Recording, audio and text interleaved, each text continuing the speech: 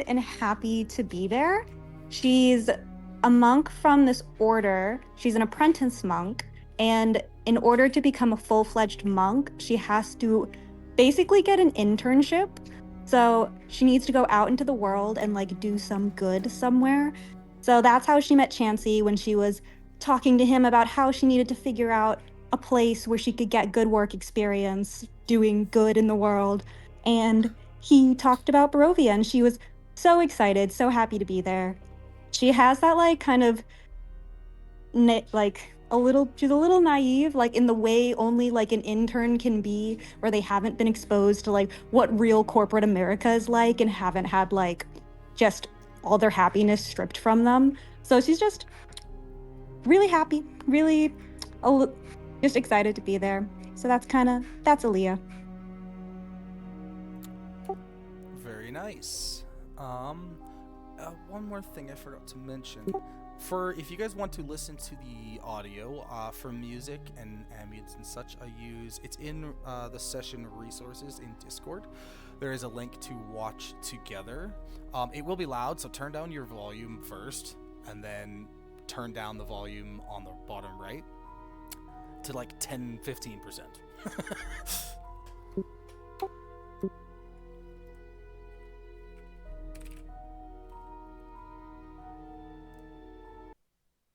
um, it'll be a good ambience. I think I gave you the right link. Let me know if it works or not.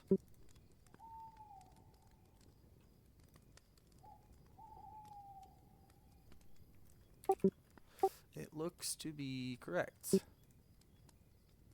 Is there a way I can import from D&D Beyond? Uh, Because no, my rolls are just not working. yeah, that's strange. I've never had any issues except for,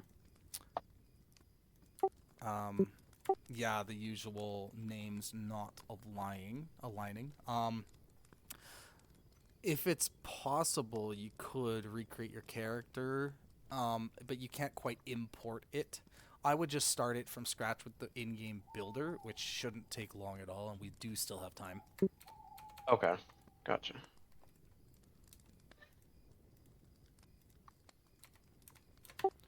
Um, Actually, Sir Elric the One-Eyed, I have a proposition that you can be start here. How about you came with them to try and ease these people that are coming into the lands? Mm, Because then you could be here. right. Yeah. I'm sorry. I just threw out. Not feeling well. Can you give me a moment? Yeah, of course. We will get there whenever you are comfortable and ready. I guess we'll start with Bart or Laddie. Last call. Green bottle. I'll give you the floor. You can do any sort of introduction you'd like about your personal self, and then also describe your character, what we would perceive at first glance, and any kind of backstory you would like us to know about your character. Keep all secrets secret if you'd like. And the floor is all yours. And also, Acor, if you can send me the art you would like to use. Gotcha. Okay, before I get started, I want to let you know I don't hear any ambiance music on my end. I'm not sure if I'm supposed to click on something. There's a link in Discord that takes you to a website called Watch Together.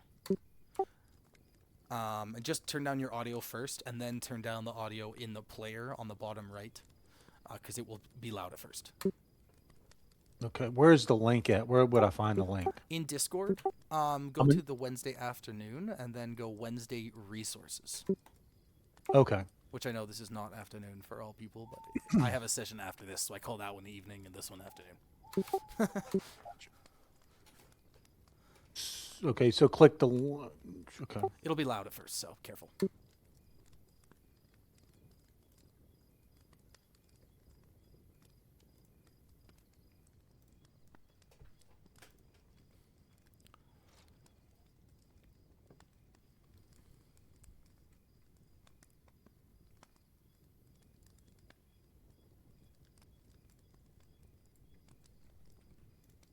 I'm supposed to be hearing crackling fire and the crickets, right? Correct.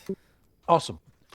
Okay, so hey guys, hey guys, my name is Bart. I'm in Louisiana, in the United States. I am playing Laddie Last Call Green Bottle. He is a halfling bard. Uh, Entertain sorry, I didn't hear quite where you were from, and I'm curious now. Louisiana, Sweet, very cool, New Orleans area. very nice. Um, so Laddie Last Call Green Bottle. He is a halfling bard and entertainer. A little bit down on his luck lately. Down to his last few silver.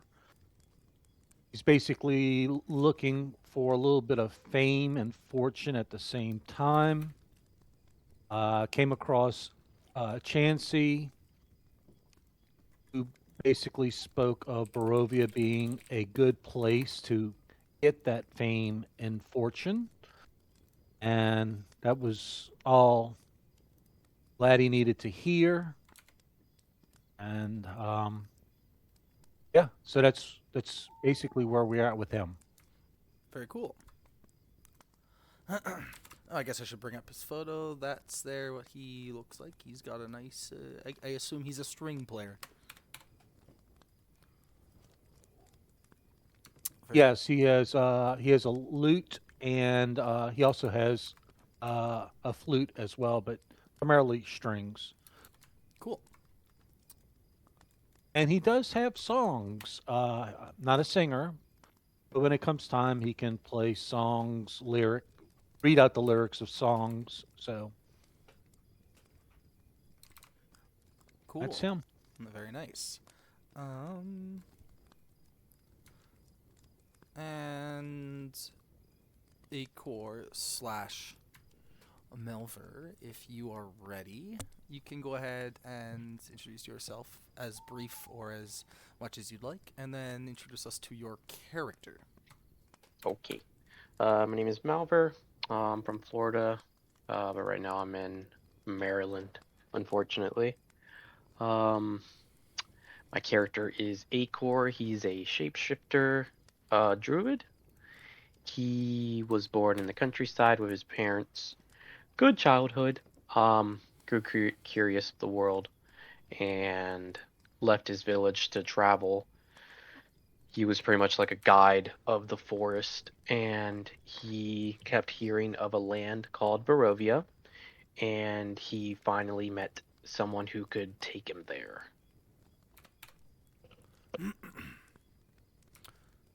Very cool. And any update on that art?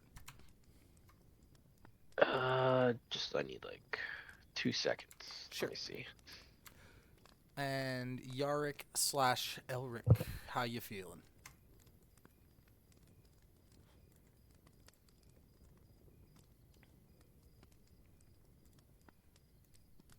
We'll just give him all the time he needs.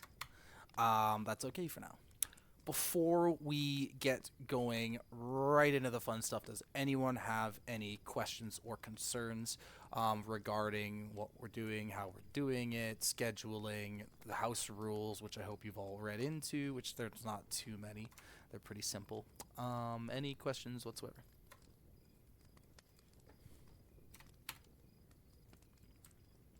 Very cool. Love it. We're all on the same page, same boat. So you get brought here by Chansey. One, you'll sit there for a bit, and you guys are kind of sitting at separate edges, and that from another one of you, and then one more will come about an hour later, and then one more about an hour later again, and then he will. You guys are all kind of sitting at separate tents, and you're not quite sure what's going on, but there's people coming and going. And Chansey, once the four of you are all together, will kind of bring you to the center and tell you, please sit down. Yes. If you need anything, just let me know. Do you need some wine? You need some food? Anyone? Wine, food? I will Wine, take some please. bread. Some bread and some wine? Yes, of course. And he looks over. Come, bring us wine and food, wine and bread. and they come over and they've got like skins of wine and they've got really traditional looking baked bread. And hands it over to you. Please indulge. It's on us. It's on the house. Yes. Acor just takes it and just starts munching on it. Alia like looks around to see what everybody else is doing and then just copies.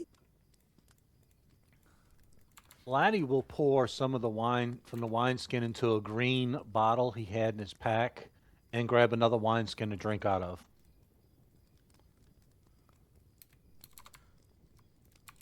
And you look around, and the people around you are all they look happy. They're also drinking a lot of wine, and they're going to insist, like, you can have as much as you'd want. If you're not going to drink, that's fine. But like, the world's your oyster here, and it's a nice, pleasurable experience currently. And in front of you are a bunch of strangers who you've just met. And yeah, I'll give you some time to talk amongst yourselves or do whatever, or do some checks if you'd like.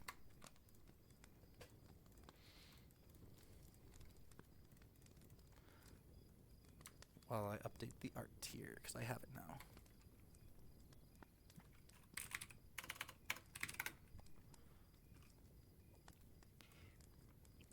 now. Laddie will pull out a piece of parchment and an ink pen and just he'll be looking up at the sky and then writing some things down like he's trying to make some sort of musical composition in his mind and putting it on paper.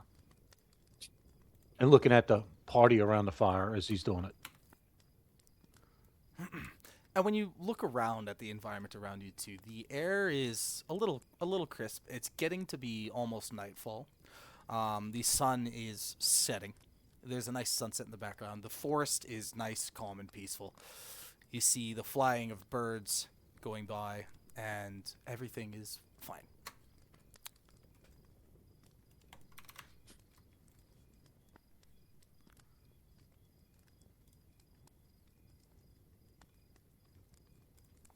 I think I've got a core. Oh, it says he's dead.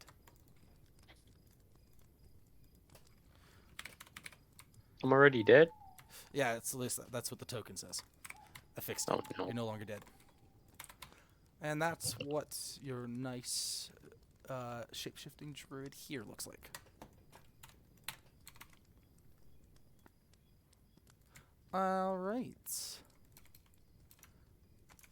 We'll see if we hear back from Yarick or not.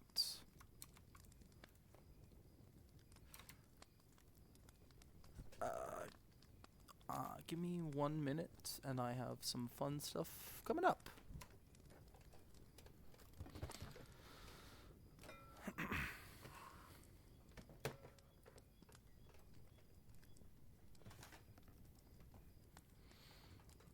Now, I'm intrigued. Aaliyah, you said you were copying what everyone else is doing. What do people see when you're doing that? I think they see me staring straight at people and then watching them as they like take a sip of their wine. I follow them and I also take a sip of my wine without like breaking eye contact with them. And then after I've done that, I switch to somebody else and then do the same thing because I'm just like she's trying so hard to fit in and is not quite sure what to do. Acor just sees another adventurous pal ready for some fun times.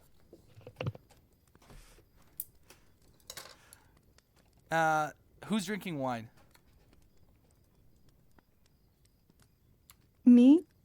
Other than Elia. Laddie. Okay. Acor as well? No, Acor's just eating bread. Okay, bread.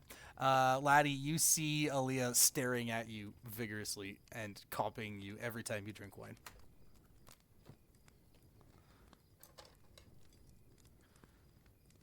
I'll just smile and continue drinking.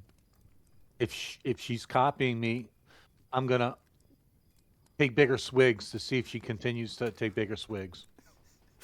Oh no, I'll definitely try to copy that too. And Chansey notices this, comes by. Do you need more? I've got plenty. Yes, yes, yes. Please don't hold back. Yes, I'll take more. Thank you. Of Yeah, course. yeah. Same, same. You know what? Roll a deception. You know what? I'll cast guidance on Aaliyah just to get her a better check. You know what's coming.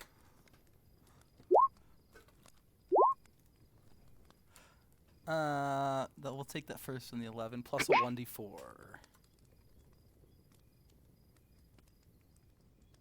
Oof. Yeah, roll a 1d4 for the guidance that was given to you. Okay, a Oh, no. 12. Chansey kind of gets a suspicion of what's going on. I'm gonna have him roll, actually, an insight.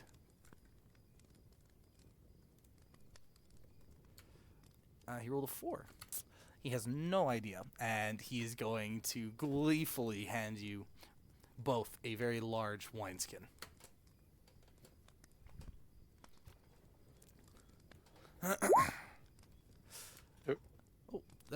Oh, we're working now. Look at that. No, this is through roll 20. Oh, did you make the character in game here? Oh, very cool. Yeah.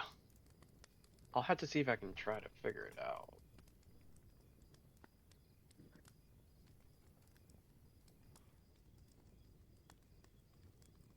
It's pretty streamlined and pretty easy, and there's certain things you can toggle on and off. And then when you get like items or magic items, you can just drag them into your character sheet from the compendium. It's not bad.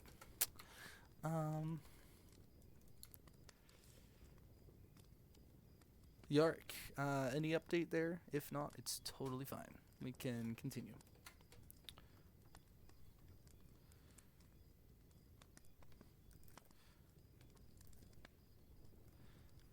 All right.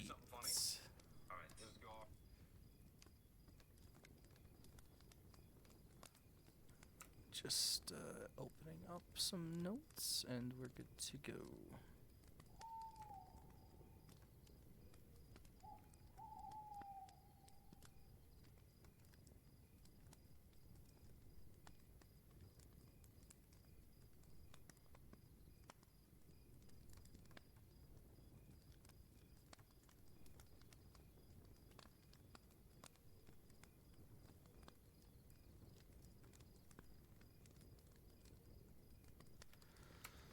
So you're sitting around this small campfire, the scent of pine, there's fresh earth filling the air, the sound of distant birds rustling leaves comforting their normalcy. Fire crackles and pops, casting long shadows across familiar trees that surround your campsite. The evening sky is dotted with stars, and a cool breeze stirs the branches above you, whispering through the quiet forest. And it starts to become a little foggy. A little bit of fog kind of drifts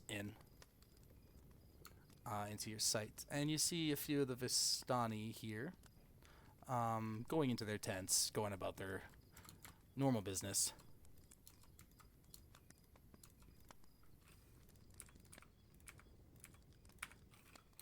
And it's become a little more brisk and foggy, yes.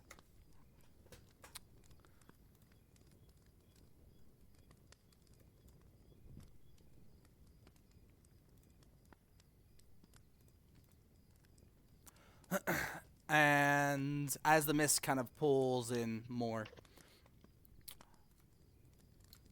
it begins to actually get less and less visible where you are. I need to make sure you are all have the right settings quick. Sorry. I just turn to everybody and just say, "Do you guys notice it getting darker?" Is this not normal? Does this not happen?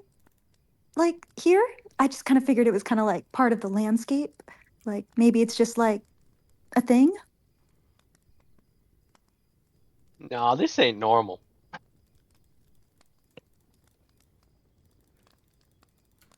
And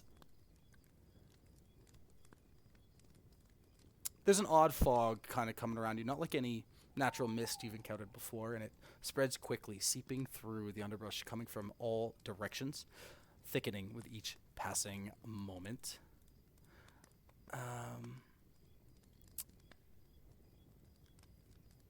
Where'd I go? Oh, there it is. At first, you think little of it, perhaps merely the effect of the passing chill of the air, but then the fog grows and grows, turning from a mere haze to an oppressive blanket, smothering the campfire's light and leaving you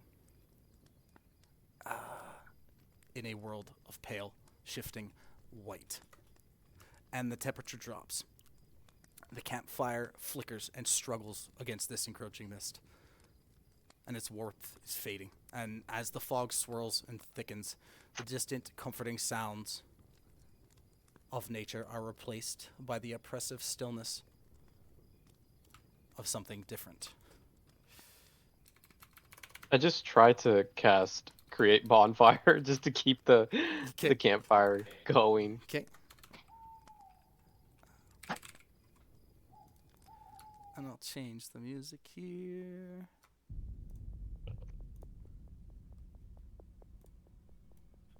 I think they put something in my wine. Oh, that's what this is. That's okay, cool. If it's the wine, then I've been feeling much better about the nothingness that is now surrounding us. Yeah, well, I ate bread, and this is still not normal. Oh. Okay. Maybe they put something in the bread too. Probably.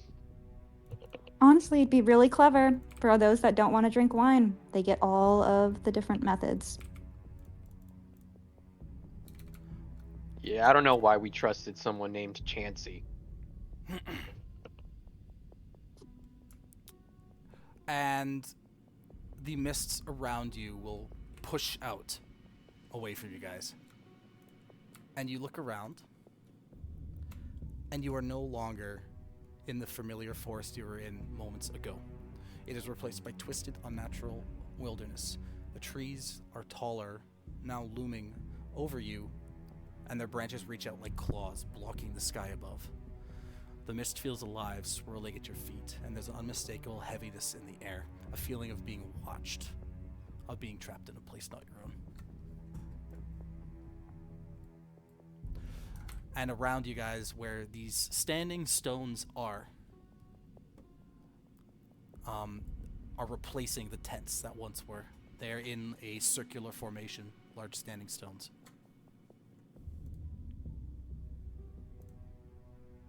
Chansey? Are you there? Could you maybe explain where the tents went? This is weird. No answer. Yep. I think he left us. Is it actually dark? Yes. Oh, I forgot. Okay. Let's change this to this. That looks better. Okay. Am I able to create a campfire? Yes. Where would you like to place it? Right here.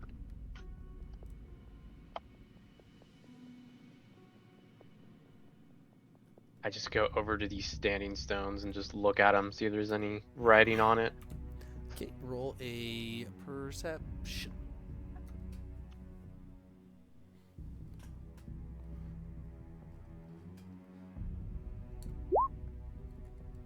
And for clarification, if you are simply looking at something, I will typically do perception. If you're using your hands or other senses, it might be investigation.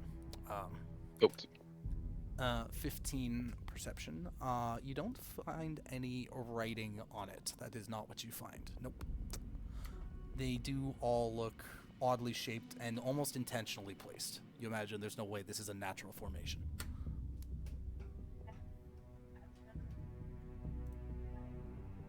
I'll immediately light my lantern, a hooded lantern. Just walk around this chopped down tree just to search the area with the lantern. Okay. Roll a perception once more for all of that.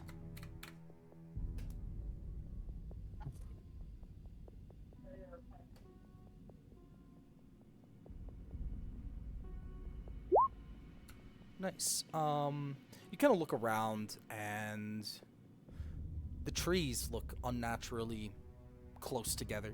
Large bushes in between. It's kind of hard to see into this forest, but you do hear sounds in the distance of perhaps some sort of bird or some little critters out in the bushes. At least that's what you hope.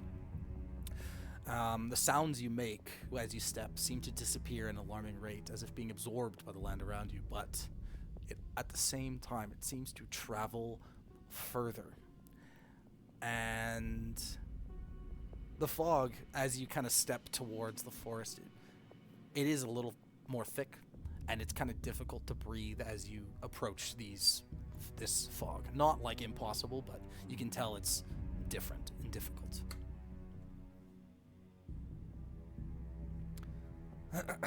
And oh, sorry, go ahead. Let's say, do I see any kind of path or anything? Yes, you do see a path here. I guess I could have mentioned that.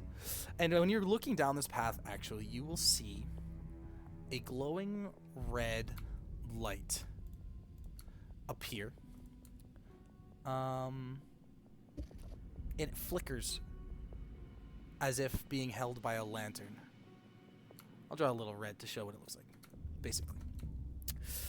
And the light moves, slowly swaying gently in the breeze as if held by someone walking along the path. And it's pretty deep into the mists, and you just see this glowing red light.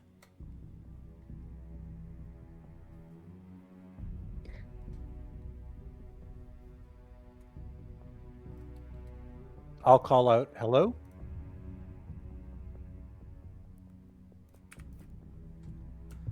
No answer.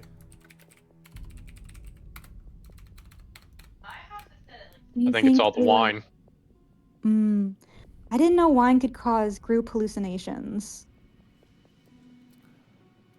It's some good wine. Do you think maybe the person in the with the red light is too far away to hear us? Do you think we should try to go get them?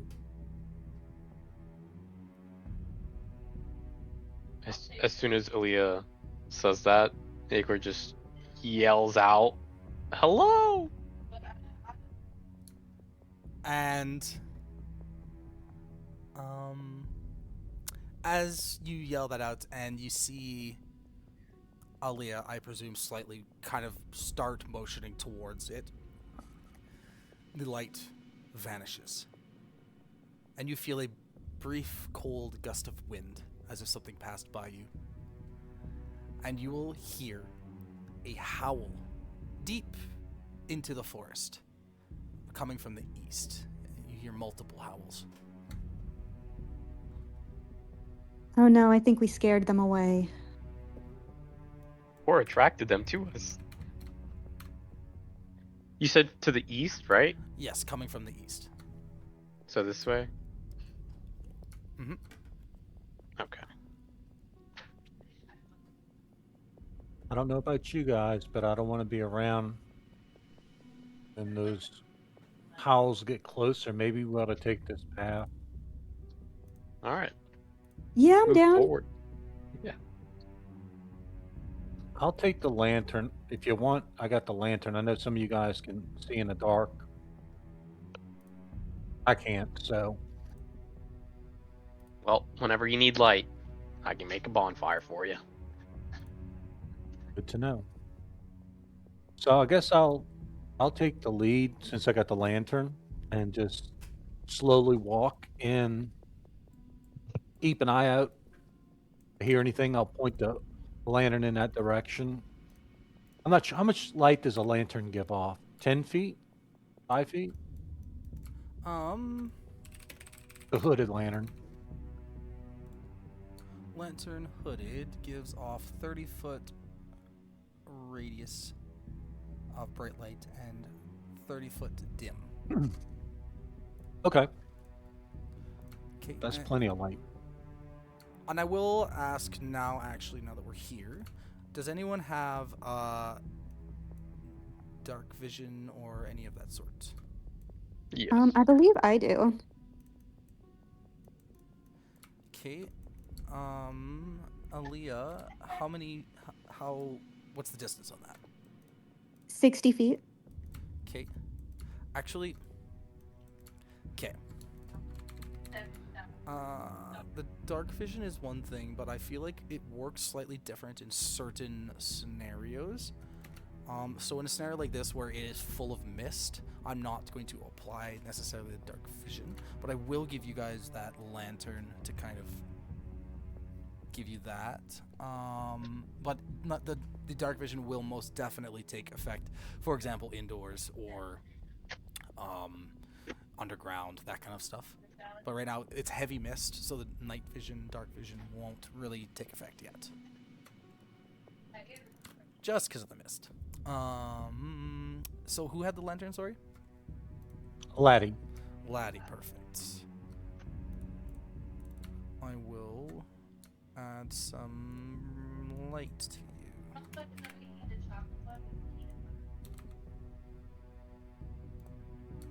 So, you guys are heading west after hearing the howls. Smart move.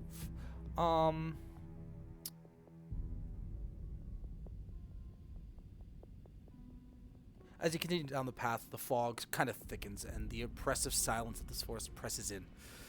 You see a small clearing ahead, and you come to a path which looks to have wagon trails. It has been walked. You've seen this. You see that this has definitely been traveled at some point. And ahead of you, you see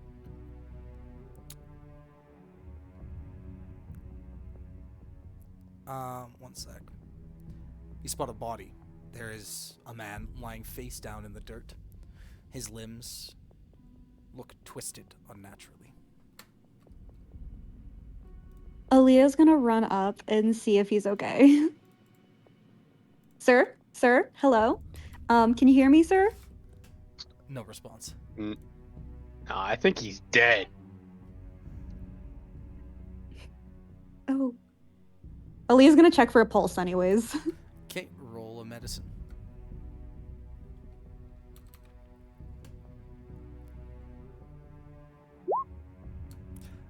You don't feel a pulse, but that's all you can really tell. He's not breathing.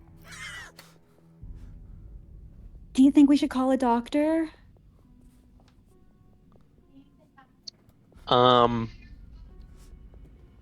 You know what? I'll check for a pulse just in case as well. Okay.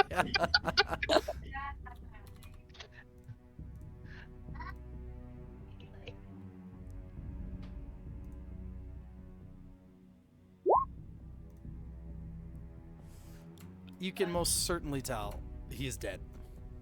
No, he's dead. Uh, This man needs to rest. And you can see his pale, terrified face is half hidden beneath matted hair, and there's no visible wounds. But the unnatural position of his body suggests a sudden and violent end. And clutched tightly in one of his hands that he's kind of leaning over is a letter. Its edges are crisp and clean. The parchment is new and unmarred. The ink is fresh, and written on it with that ink is a seal. Oh, we should probably deliver this letter for him. Yeah. I tell Aaliyah just he died very peacefully. He went probably during his sleep, so we don't have to worry too much about this guy. Oh, that's great to hear. I'm gonna take the letter. Okay.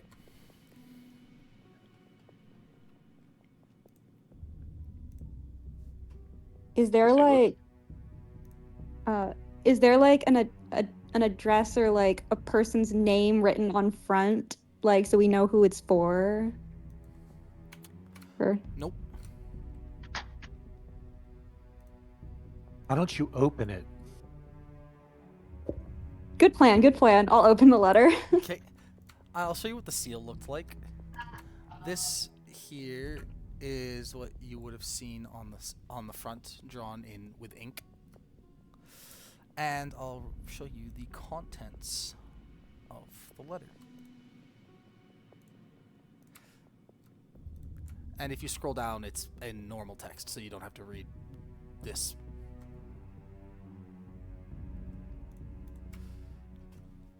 And that's what it reads.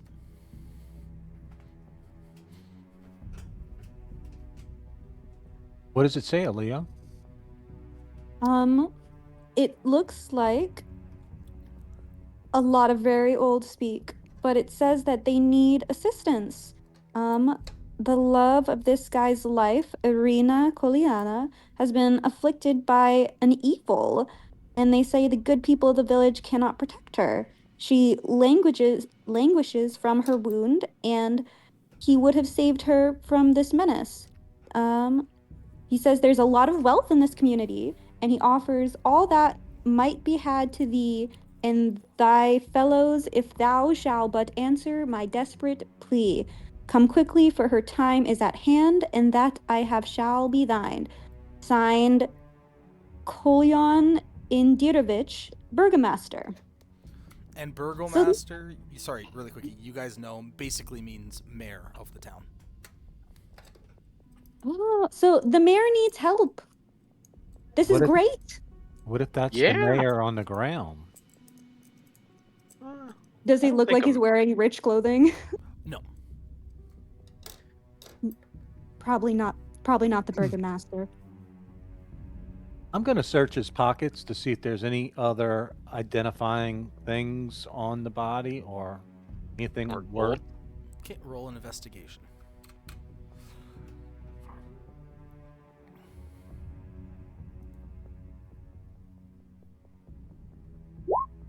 Ha.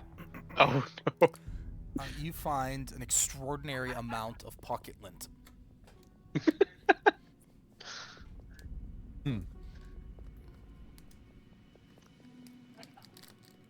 Do we hear any wolves getting closer, or is it still?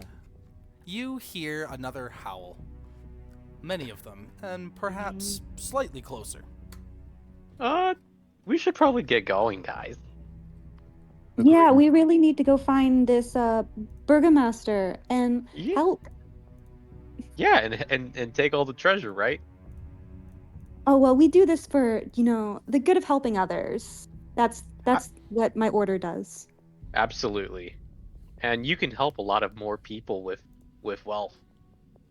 Agreed. A very good point. Yep.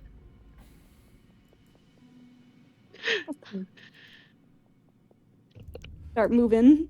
Cool. Yeah, we're gonna start making our way down the path. And I'm gonna move you guys to a new map here in a sec. I guess I should have moved you guys, gotten that one ready a second ago. Now I gotta make you wait 30 seconds. You guys can RP in the meantime. Alright, well, we can't go any further. There's this tree in the way.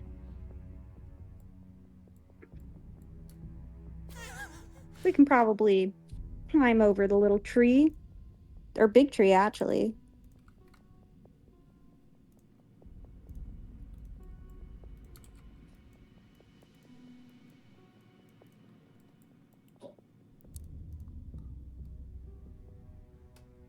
It's kind of exciting. I was supposed to go and find some good people to help for my internship for the order that I'm a part of, and I didn't expect to come across one so quickly. So this is all going really well. Give Bart a look to see if he's good people. Like a knowing look to see if he's also greedy. You mean me, laddie? I mean, he seems to be. He's an entertainer. He's looking. You get the sense that he's low on funds. He has talent. He's trying to find a place that's going to pay him for that talent. So yes, he would be one that would be looking for a way to make some extra money, and you would gather that he politely looked through the pockets of the deceased man in the path. But if he'd have came across some coin, he'd have done his best to probably take it without you guys knowing. Okay, now roll a insight to see how much of this information you actually know. Oh, When looking please at roll it. good. You I talking really about hope. me or No, no, someone no, else? no. He's trying to examine you. No. We'll say over the table we know this, but as a person, you probably don't know that last part. That he would do it behind your guys' back. Back.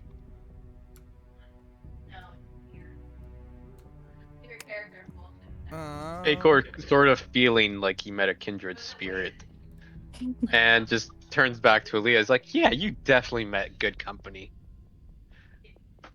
Aaliyah's smiling so widely. She has total trust and faith in these two people these people that she has just now met.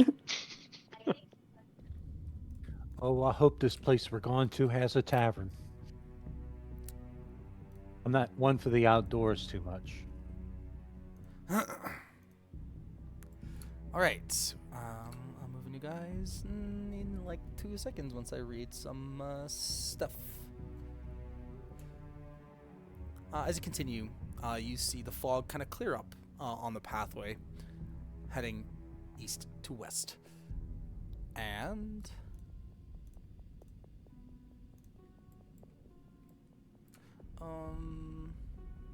oh, you have a better lantern.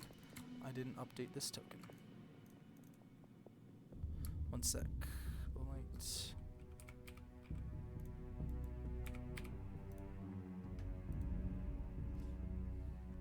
And I'm also gonna change the lighting somewhat slightly. There. So ahead, you see a broken down cart drawn by horses, which are attached yet unable to continue. The wagon has an unremarkable wooden finish, but it is quite large and still looking quite exquisite for the unremarkable finish there. And looking at it, scratching his head, so you guys are behind him, is a man that looks very similar to the people who had brought you here. And you are behind him, and I'll let you guys decide how you do this.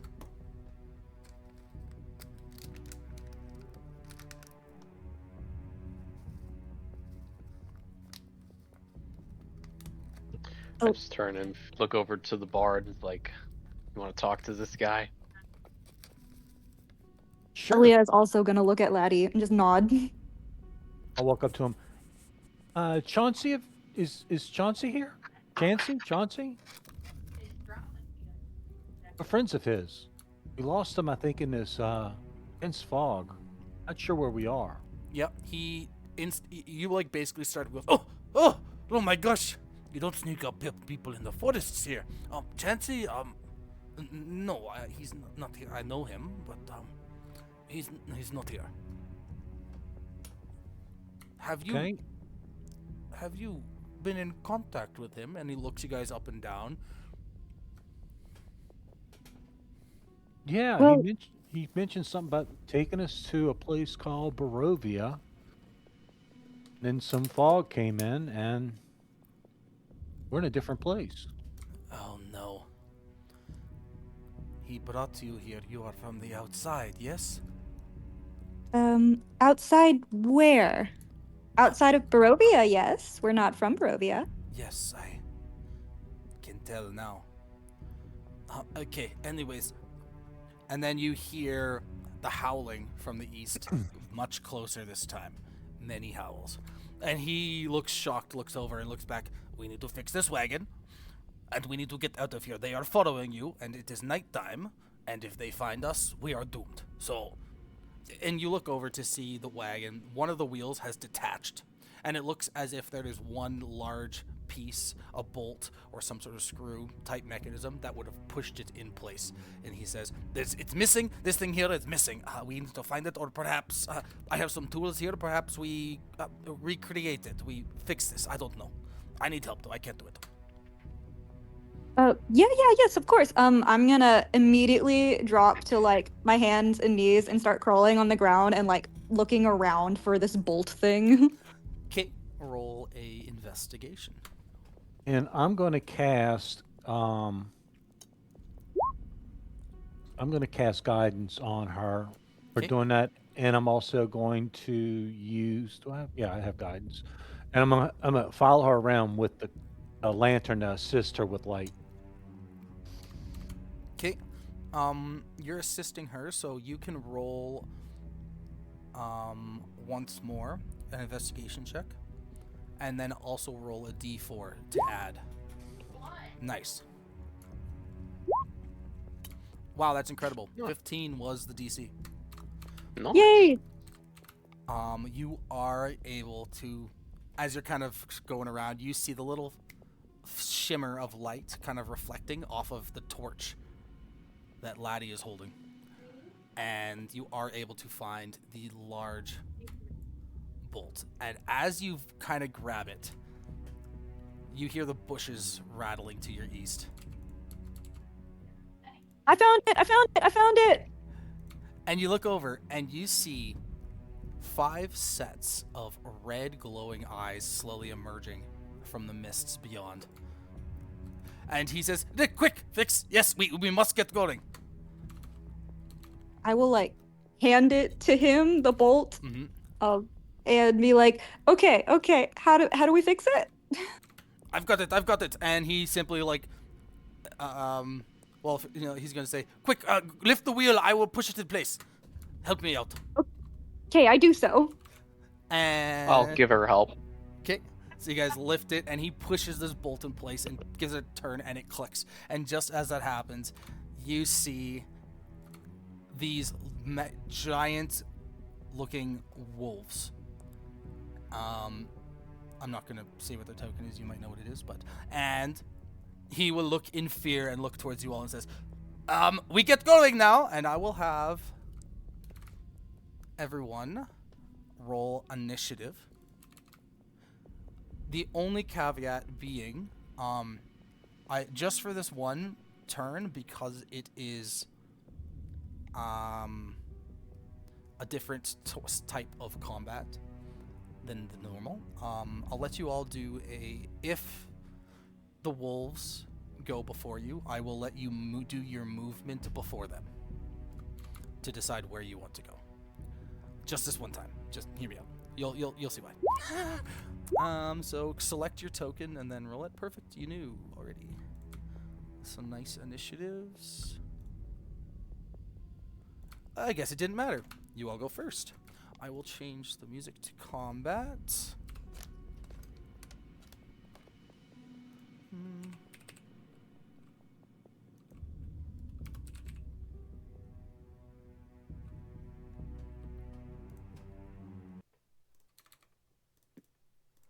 And we can start our very first combat with Acor. Acor or Acor? Acor. Acor. All right. I'm just gonna cast an ice knife right here, so it when it splashes, it'll hit this one on top as well.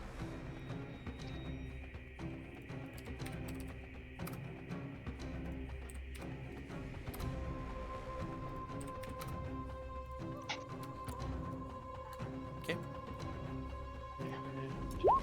There we go. Uh-oh. That will miss. Okay. So then I think it's a...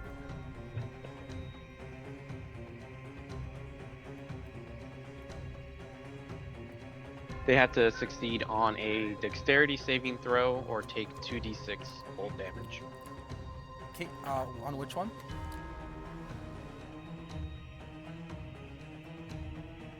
Which one did you fire it at? Because it's an AoE effect after, correct? Right, so I fired it right here, so it's going to hit this one and the one on the top. Okay, and it was Dex, correct? Yeah, so Dex 13. 4 and 6. Okay, so they take 2d6, and that will be 8 damage.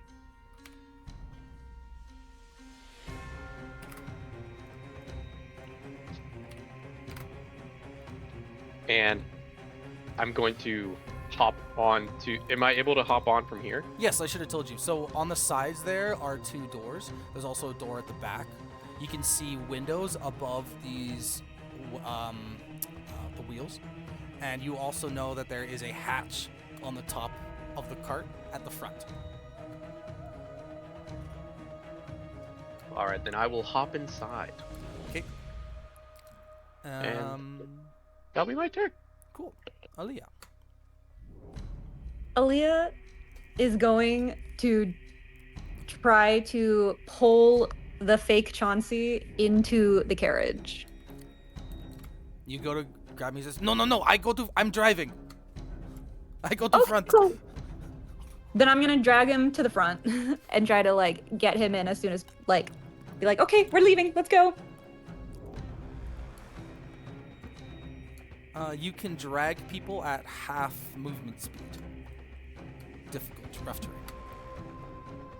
Okay, so I can get him like 15 feet. Is that enough to get to the front? It's close enough. He goes right after you, so. Cool. I'll just hop into the front then. Sure. Yeah, we'll say for the sake of kind of what making sense, because his turn is right after you anyways, he would willingly go with you and sit in the front. And he grabs the reins. It's his turn now. Or I assume that's all you're doing, sorry? Yeah, that's all I'm doing. Cool. And he grabs the reins and gives a yeah as the horses start to move. And you could tell that they were making noises. They're terrified of this. They were almost ready to go on their own. And he gives them the green light as the carriage starts to roll. Sir Greenbottle. I'll yell out, "Wait for me!" And I'll run and I'll open the door right there and close it behind me. Okay. And it is their turn. They are going to. So this is now, imagine this is like a chase scene. The wagon's moving and these guys are chasing from behind. And I'll have this one. These two kind of will jump and attempt to grab onto the side. And these 3 are going to continue running alongside it.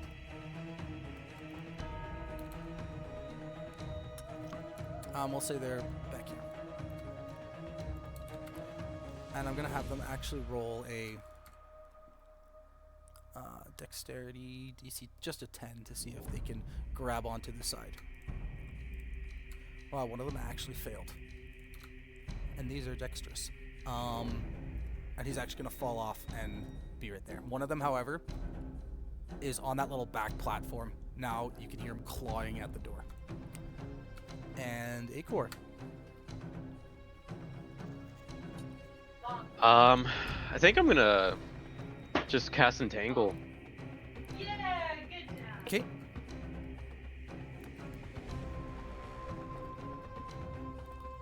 I don't know how to make the circle on Here. Roll20. With Roll20, there is a draw tool at the top left, and you click draw and then eclipse. And you can do it like this, or you can use the measuring tool, switch it to circle, and then linger. And you can do this, and it stays.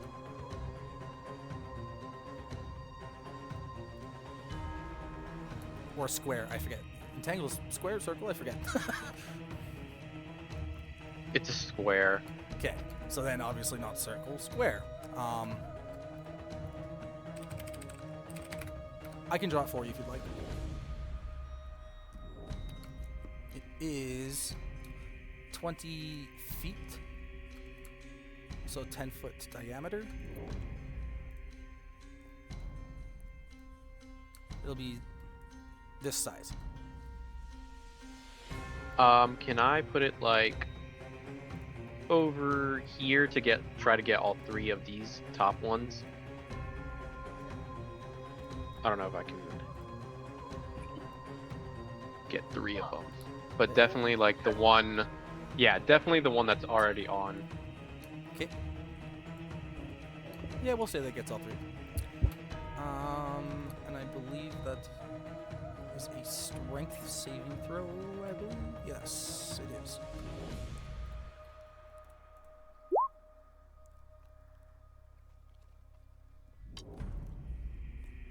Disregard that. I was trying to It's move a my character sheet and I hit a button. All good. it's a DC 13 strength save. The first two on the top succeeded. This one on the back, over here, failed. I will find the entangled animation. Where's the little net? There's so many of these to look through, I can't find it. There it is. You can kind of see it in the top right corner. He has a net. He is restrained. And as my bonus action, I will start to shift, and I become like hairier, and especially my teeth become sharper, and I just like go over here, and so I'm not sure exactly how shifting works. So is it I have to shift first and then do another turn?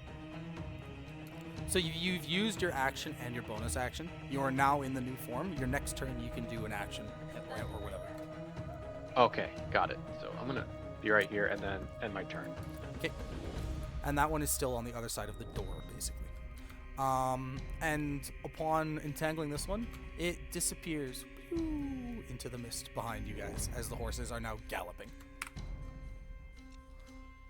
And Aaliyah. Yeah, so there's not much I can do to help with the wolves right now. Is there any way I can help fake Chansey with his like urging the horses on? Or am I just kind of here? Chansey will just look at you. I am fine here. Go help your friends. We need to get rid of these wolves. Okie dokie.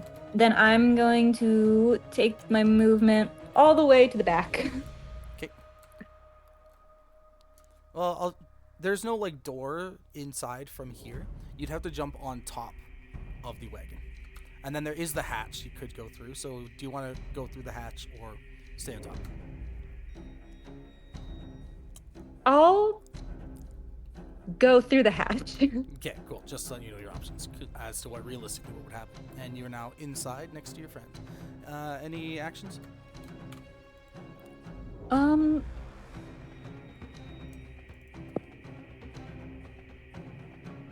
I can try to hit this wolf. I'll do that. I'll punch the wolf. Okay. There is a little window there that you could realistically, very successfully as well, punch it through the window. Hey, it looks like I got a 23 to hit. Mm-hmm. Yep. Roll the damage. 3 damage. Very nice. But I think I can do a bonus action with an unarmed strike. Mm-hmm. So I'll do that as well. 13 to hit? 13 does not hit. Okay. I try to punch and I just hit the wall. And on his turn, he simply yells, "Get these things off the cart! I can outrun them!" And you are up, Mr. Greenbottle. Okay. So seeing Acor start to transform, I holler out to Aaliyah, Acor's a werewolf, and I'll scramble to try to climb up on the roof, thinking that he's part of whatever's attacking us. Because I never seen him or know that he can transform yet. I just yell back, "No, I'm a friendly dog." So there's a hatch in the center of this wagon to get on the roof. It is right here, yep. At the And front. can I see the wolf that's hanging on the back if I climb up on that hatch from the roof? if you move 1, 2, 3, and then climb up, I'd say you'd have 5 movement speed. You'd probably end up here. You would not be able to see it. It's on the base, basically. Okay. Then what I'll do is I'm gonna open up the door right here. Swing the door open, and I'm gonna shoot at the wolf straight across from me to the east of me. Okay. And I'm gonna shoot a guiding bolt at him.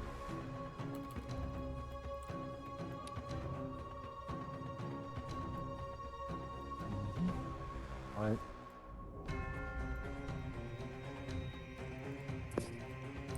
I want to let me do it. I'll use the spell slot. Okay. Got it.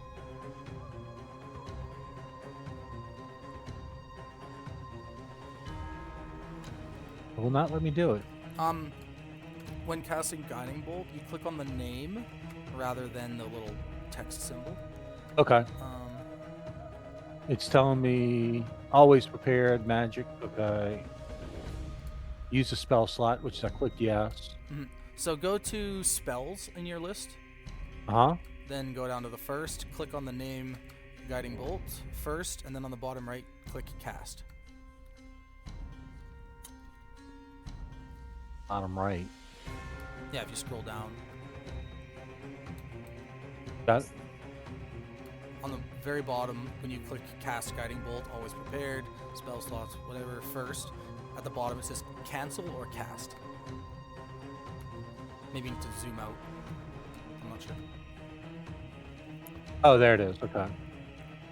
I had to zoom out. That'll hit.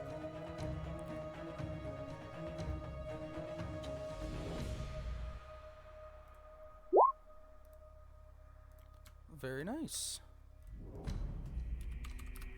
And then I'll close the door behind me, and that'll end my turn. Okay.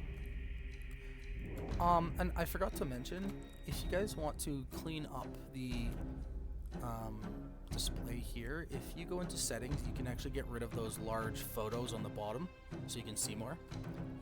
You just click the cogwheel on the top right, and then click on audio and video, and then go to video display. And then where it says player video / avatar size, click names only. And it should give you more vision because some people play on laptops and it takes up half your screen.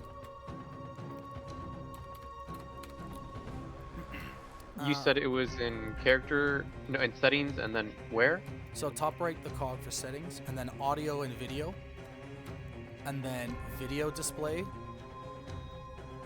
and then where it says player video / avatar size, you click names only. Got it. Thank you. And if that is your turn, Mr. Greenbottle, it'll be their turn. This is now rough terrain, actually, so trying to catch up to you guys, this one will basically fall behind. This one is still attached here. These two are going to try and get closer. So now this entangle is basically gone because it's in the background, basically. And these two come up to about here as they're slowly catching up. And this one is actually going to use its action to break this door and come inside. And it's now basically right in front of you guys, but it's used its action, so it cannot attack yet. Acor. Alright. I will, bonus action, bite this guy. Okay.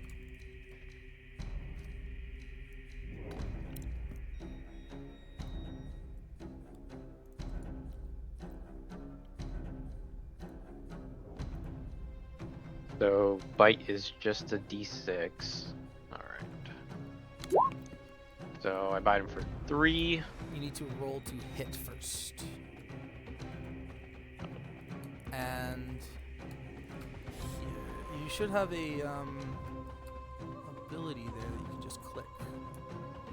Or am I wrong?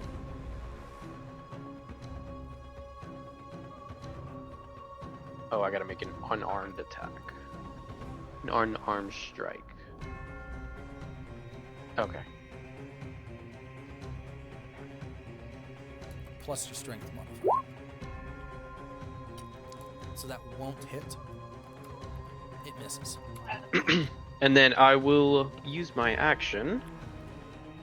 Let's see. And I will cast Ice Knife. Am I able to see these wolves over here? Or no? You can see actually right through the window, yes. I will say this wolf is in your melee range, so you are contested, so it will be on disadvantage if you use an attack roll, a ranged one. Okay.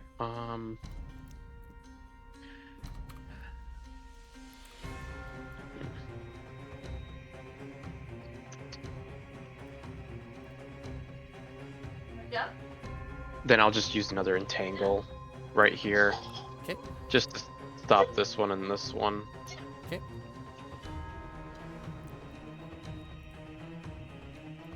Oh, I will also say there was a guiding bolt put on this, which makes it advantage. So it would actually cancel each other out. It will be a regular roll if you do want to ice knife it. Yeah, I'll try that. Okay. I'll do a nice knife. Let me roll it.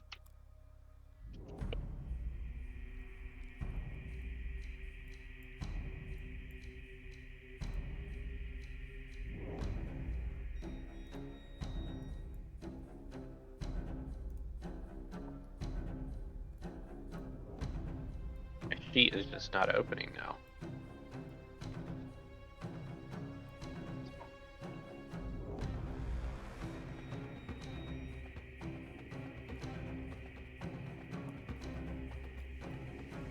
I rolled 20, it's not opening the character sheet.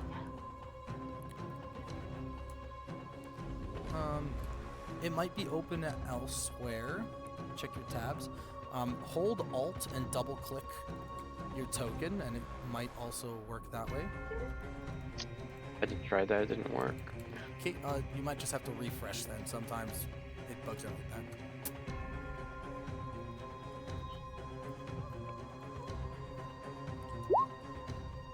Oops.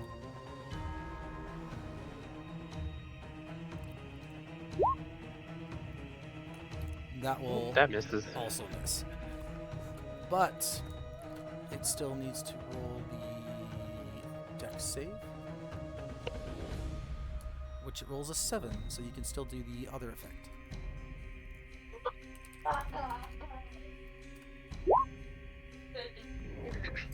So that's 8 ice damage.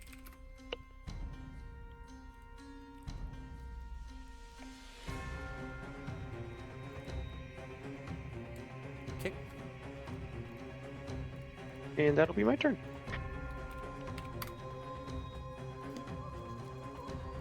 And I'm sure you've noticed the auras will represent your health percentage. And you can see the ones you've hit and their health, just so we can avoid asking, hey, does everyone look healthy? Meanwhile, we don't see health bars. Cool. And Aaliyah. Yes, I'm going to punch it again. Okay. That'll hit. And then I'll bonus action an arm strike.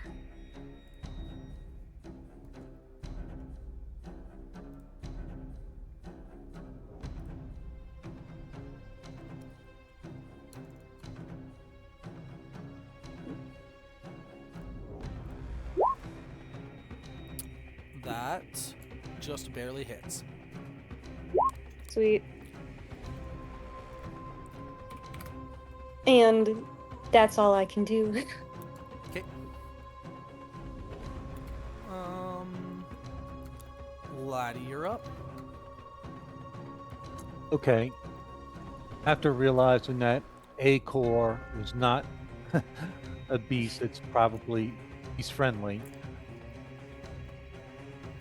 I will cast Dissonant Whispers, and you need to make a saving throw, wisdom saving throw. Which one? The one that's inside the cart. Okay. Sounds good.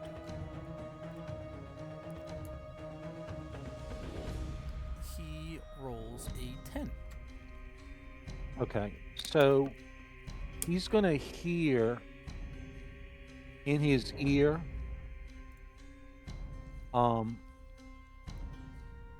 I've seen worse, but rarely. And then he's gonna take 11 points of psychic damage, and he needs to move as far away from me as possible.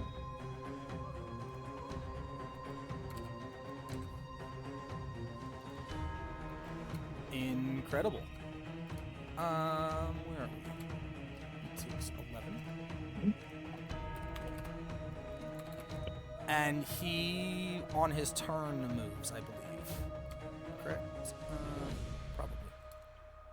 Let's see. On a fail save, takes the damage. It must immediately use its reaction, if available. Oh, Move as far as its speed allows away from you. perfect. It moves away, which means you guys actually get an opportunity attack as well. Yes. Please roll a punch or whatever melee attack you have.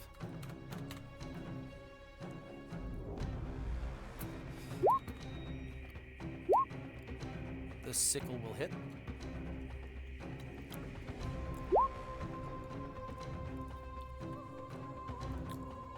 That should also have a proficiency on it, unless you're not proficient with. You're proficient with simple and martial weapons. That should have your proficiency bonus added to it. Am I wrong? Or whatever modifier, unless sickle is strength. No one ever uses a sickle.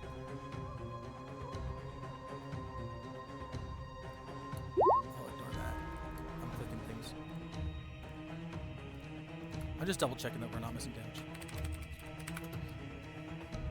It's okay. Just go with the 4. It's just like that's what the druid inventory pretty much is.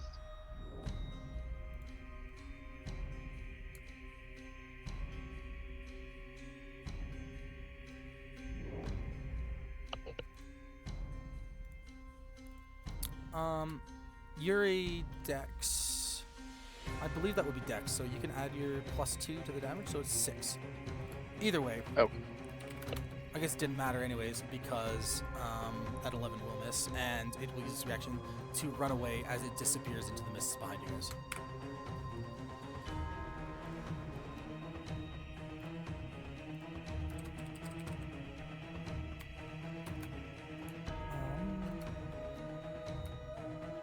Anything else, Slatty? No, that's it for me. Okay. It was their turn. The one in the back here can't quite catch up. This one here is going to jump onto here and basically grab onto the window above this wheel. And this one is going to kind of come right behind it there. And that's about all they can do. These things haven't hit you yet. They hit hard. Acor, you can go. I will just cast poison spray at the one at the window. Okay.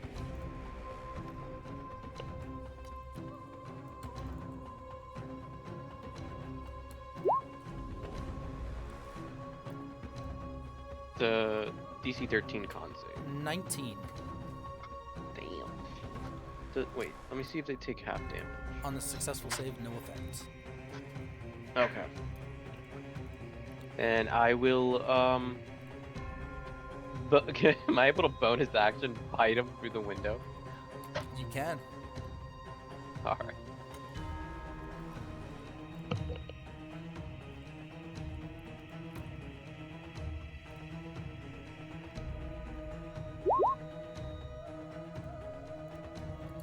That'll hit. 1d6 plus 3 or 2? No, it's +0 right now because it's my based off my strength modifier. Okay. And that'll be my turn. Cool. Aaliyah. Can I attempt to shove this wolf off? You certainly can. Okay. That's like if I'm reading this right, I think that's like an unarmed strike, and then he has to see if I hit, and then he has to beat my DC. Is that right? With the shove, no, it replaces your unarmed strike. It is simply a contested you roll athletics, and the person you are trying to shove rolls athletics or acrobatics to either outstrength you or dodge. Okay. So you roll athletics check. And this one will roll whatever it is best in, and looks like it's not going to work unless he rolls a natural 1. He rolled 11. It does not work. Awesome. And you would be right here. Cool. Well then, I guess I'll just bonus action unarmed strike him. Sure.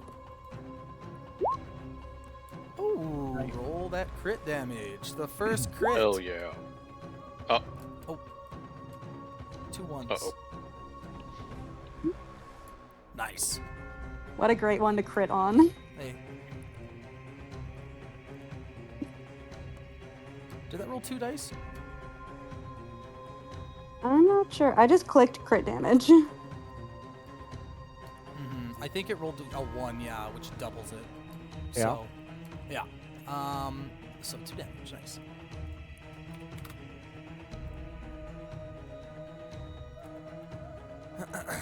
And with that, Laddie. Okay. I'm going to open up the door again, and I'm going to cast Vicious Mockery on the one that's hanging on by the window that Aaliyah just tried to punch. Okay.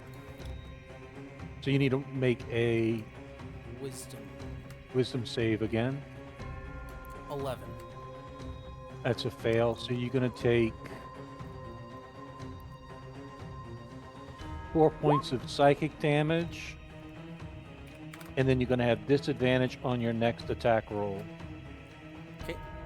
Which will come in Oh. handy. And then I just whisper, bad dog, something stupid like that. Emotional damage has been struck. Yeah. I think he's talking about me. Maybe.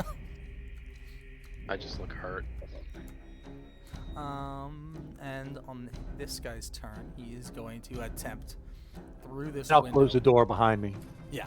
He's going to Okay. attempt to slash through the window at the one who just punched him. Aaliyah. He's got Or- disadvantage. Correct. Which will be a natural 1, which will send it. Ah. It'll lose its grip and tumble out the window and disappear to the back.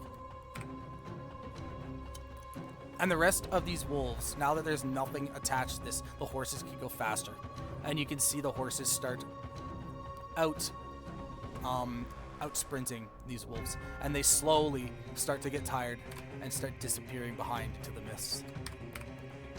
And you are the first group to not take any damage and not have someone go down in this encounter. Congratulations. Woohoo! Does it look like there's stuff in here? Yes, I will describe that once I go through here. Okay.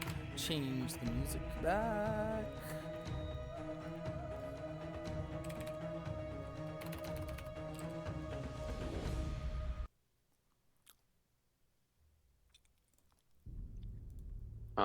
I just look at Laddie.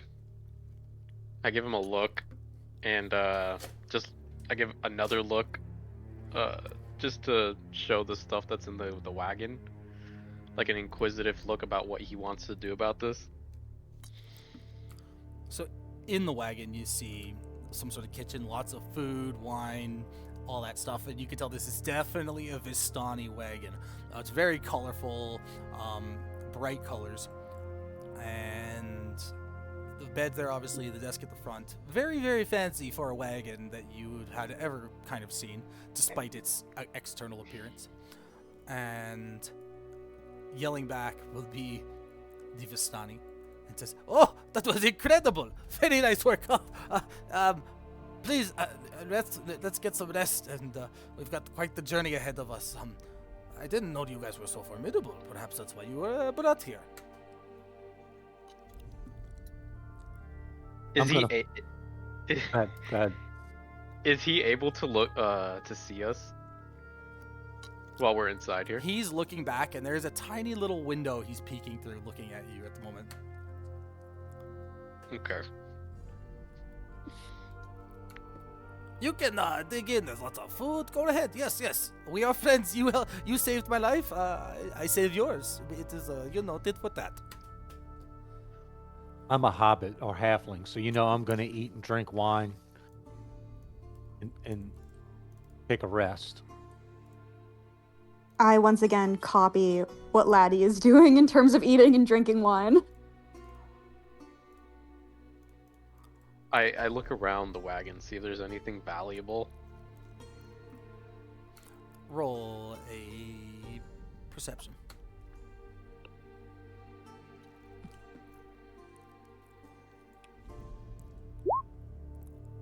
Oh, that's indeed a natural 20. And he actually kind of like says all that, says help yourselves to the food, whatever, closes the window, a little shutter, and he's no longer looking at you guys. You look around, of course you find a large variety of very good food, it looks like. Various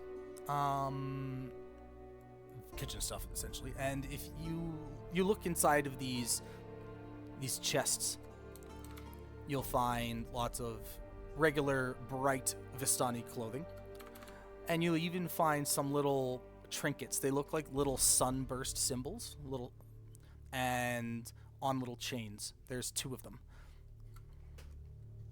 kind of hidden underneath the clothes. So Laddie's sleeping, right? Well, he's eating and drinking wine right now, but he's like lounging back on one of those beds. What's Aaliyah doing? Aaliyah is definitely watching you and Laddie. She's watching to see what y'all are doing. Oh no. Okay.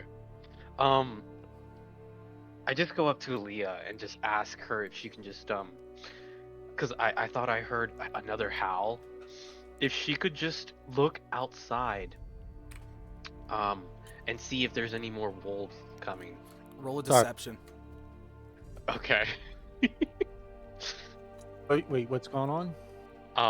I'm trying to trick Aaliyah into seeing if there's more wolves coming.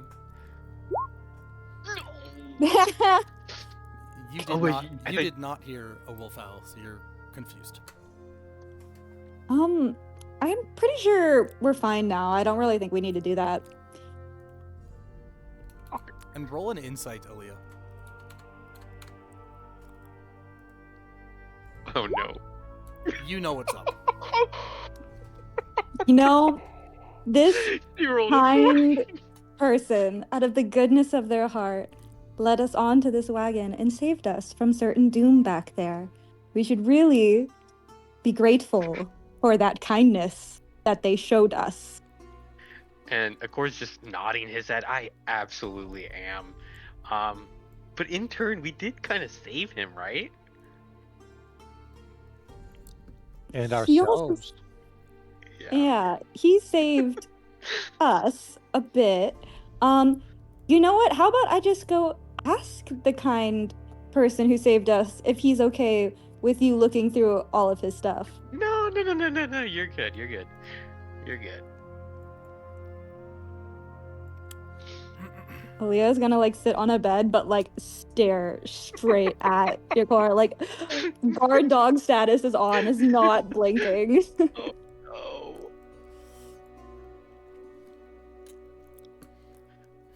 All right, And before just goes to eat.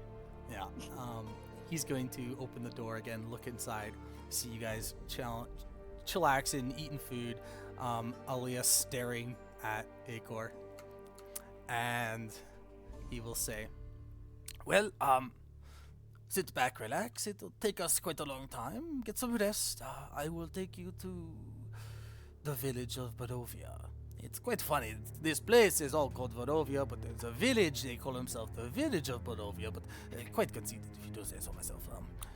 Yes, take a rest. It will take some time." May I ask your name? Yes. My name is Radomir. Oh, wait, sorry. Is that... Yes, Radomir Kresnik. It is a pleasure to meet you all, and...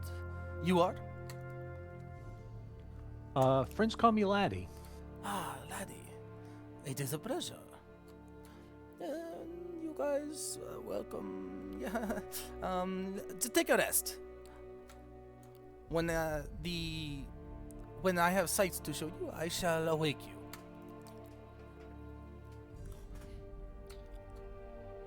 Now, there is going to be a long rest. Is there anything you guys want to do specifically before that? Yes. Of course. I just sit next to Laddie, and I sort of whisper to him to where Leah can't hear, and say I have a proposition for you. All ears. If you're looking to make some gold, I have a good opportunity. You just have to distract our other companion, and I will split the treasures with you. Aaliyah, are you still staring at him? Yes. Okay, roll a Oh, roll a stealth to see if you're able to whisper this without her hearing. oh, please. No! She hears you.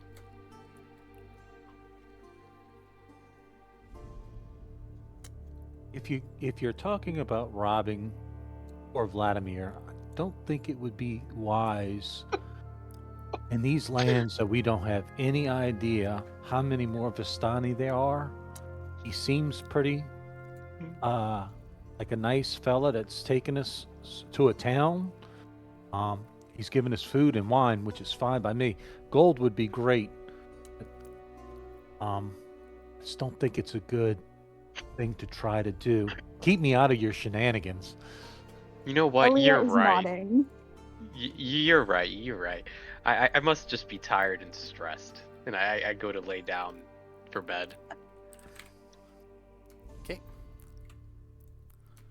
After I finish eating and drinking wine and more wine, I will.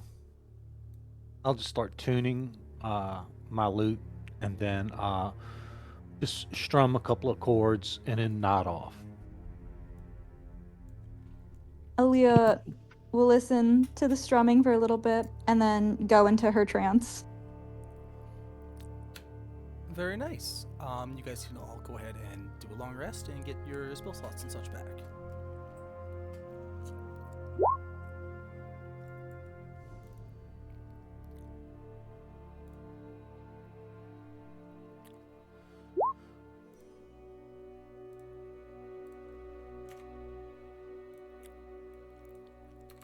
I'm so sad I rolled so bad. I love the dynamic already. All right, so 6-8 hours goes by, and you'll be awoken by Radomir. Come, everyone, look outside. We have quite the milestone we've reached. I'd like you all to see it. And you guys look outside, and obviously there's still the dark forest. And now, though, it is about 8 a.m. You look around, and there is a heavy mist in all directions. And when you look up, there's almost a film, a heavy layer of this fog above you guys, to where the sun is coming up, but you can't see the sun, and there's no direct sunlight essentially penetrating through this wall of mist above you guys. And the forests in general look dreary, even with the now. Oh, I can change the lighting to less dreary. It's now light out, so. And ahead of you, he says, "Look ahead, and we have a very nice gate, you could say, and you will see this." Oh, and I have my readout, which I need to find. Of course. So the fog spills out of this forest to swallow up the road behind you, and ahead, jutting from impenetrable woods on both sides of the road, are high stone buttresses looming gray in the fog. Huge iron gates hang on the stonework. Dew clings with cold tenacity to the rusted bars. Two headless statues of armed guardians flank the gate, their heads now lying among the weeds at their feet, and they greet you only with silence. And the horses will kind of slow down a bit, go to a little canter, and kind of evade around these heads on the ground, and these gates already open. You'll start to go through this, and you can see the masonry, the architecture, the design, the quality is it's almost as if at one point this was exquisitely made, and it over perhaps centuries has worn down with no upkeep, nothing to prevent it from wearing down over the years of just the elements. And you're going through, and you're underneath it, and you just marvel at the grand size of this. You imagine that it was no small feat to create this.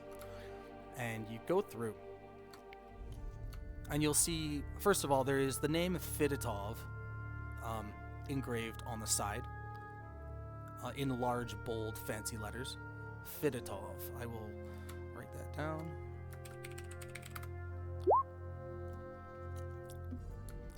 Almost as if marking a marking or label here.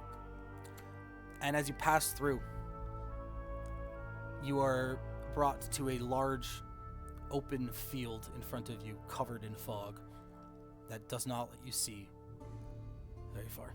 And the gates behind you will creak and groan as they close behind you and shut with a loud bang. And he looks back through the window and smiles and says, "Welcome to Barovia." And we're gonna take our break here. We'll take like 7 minutes or so. Okay. All right.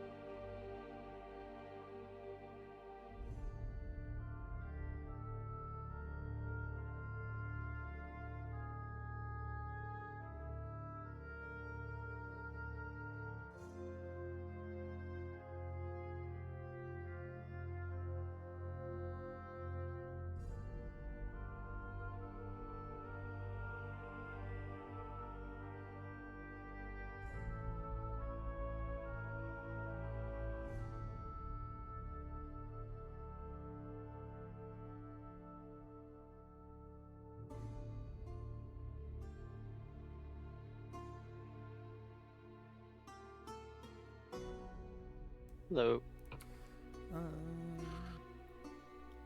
Bart, Malver. I'm back. Sweet, that's everyone. I saw Sky on mute.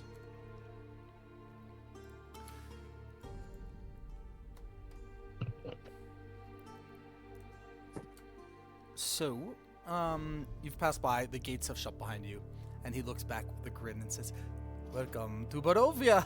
You'll love it here." What time is it? Oh, it's like 9 o'clock-ish. At night? Oh, in the morning. No. What time does the sun come up over here? It's up. Can't you see it? No, not really. Well, yes, you can't quite see the sun. See, here in Barovia, so they say, we haven't seen the sun in 4 centuries. At least that's what they say. I've never seen the sun. I've seen stories, depictions of a glowing orb in the sky. Very mysterious, but never seen it. It's over there, though. He points, and you can see, like, where the light is coming from. Kind of. Wait, y'all don't have the sun? No. Barovia's different. I've seen outsiders like yourself before. It's always a common question.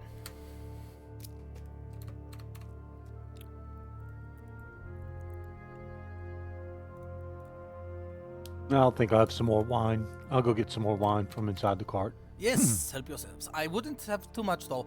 We are approaching the next village, the village of Barovia, and you shouldn't be intoxicated. It would not be favorable, to say the least. Do they not like wine? Oh, they do. They love wine. But it's yeah, you'll see once we get there. And actually, it is just up ahead. Take a look.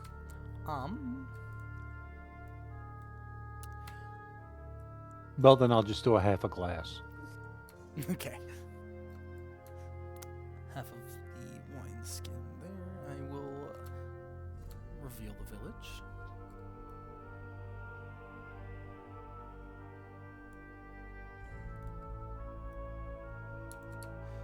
And I will have some nice art actually as well.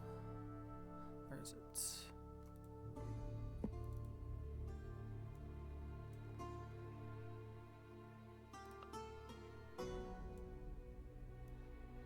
So tall shapes loom out of the dense fog that surrounds everything. The muddy ground underfoot gives way to slick, wet cobblestones to which you hear the horses click, click, click, click, going now rather than the dirt trail before you. And the tall shapes that you see in front of you now become recognizable as village dwellings. And there are windows out of each house that stare from pools of blackness. There's almost no sound that cuts the silence from this town except for some mournful sobbing that echoes throughout the streets from a distance. And I will take you to the village here.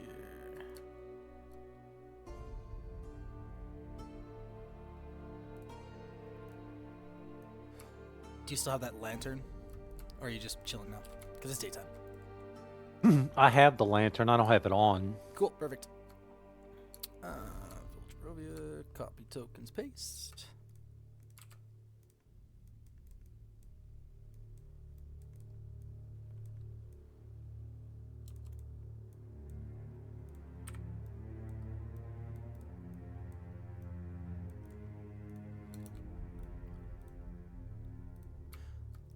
And I have a GIF of what you guys see that's been loading for like 2 minutes now. It's quite the large file, apparently. But this is generally what you will see. And he'll park his wagon and say, "Well, we've arrived. I'd be cautious here to I'd be cautious to trust everyone here. It is not the nicest village. It's probably one of the least nice ones in Barovia, to say the least. And keep your wits about you, and if you need anything, perhaps go see the Burgomaster, or the tavern, of course. Head there. It's just in the center of the tavern. And, yes, I have to go get this wagon properly fixed, so make sure that doesn't happen again. So I will be a few days, probably. I'll be in town, but, I'll come find you, perhaps, at the tavern later. Oh! I almost forgot. I have a wonderful map of the area. Let me show you. Where is it? And he's going to pull out a little hand-drawn map. Looks like he says, I do it myself. I'm quite the artist. It's not quite to scale.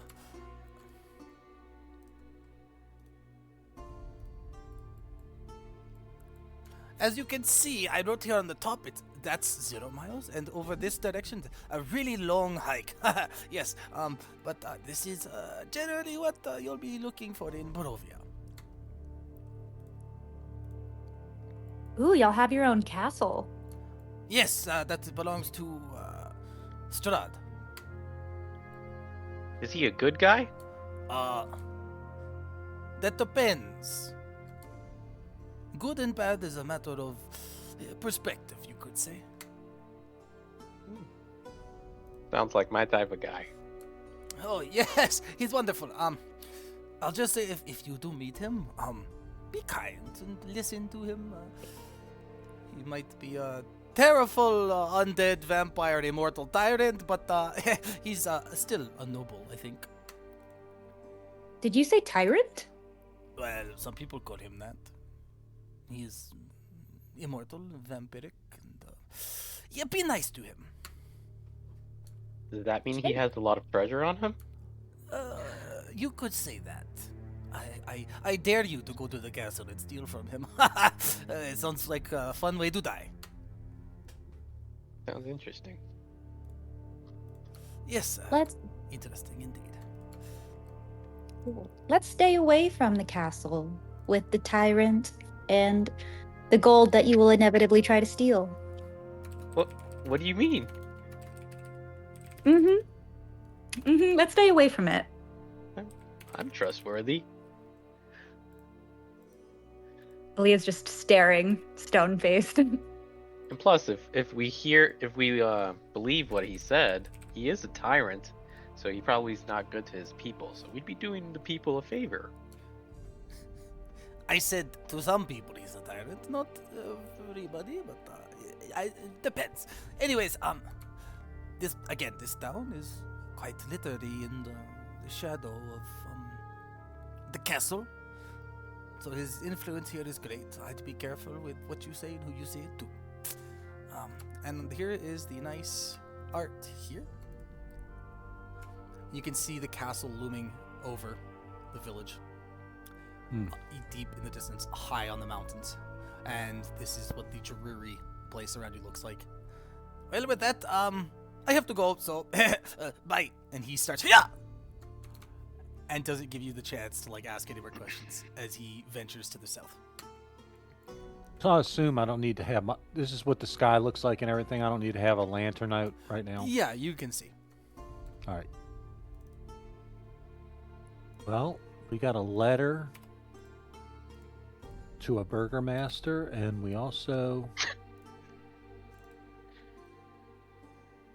have a tavern to go to. Yes. Which one do y'all want to go to first?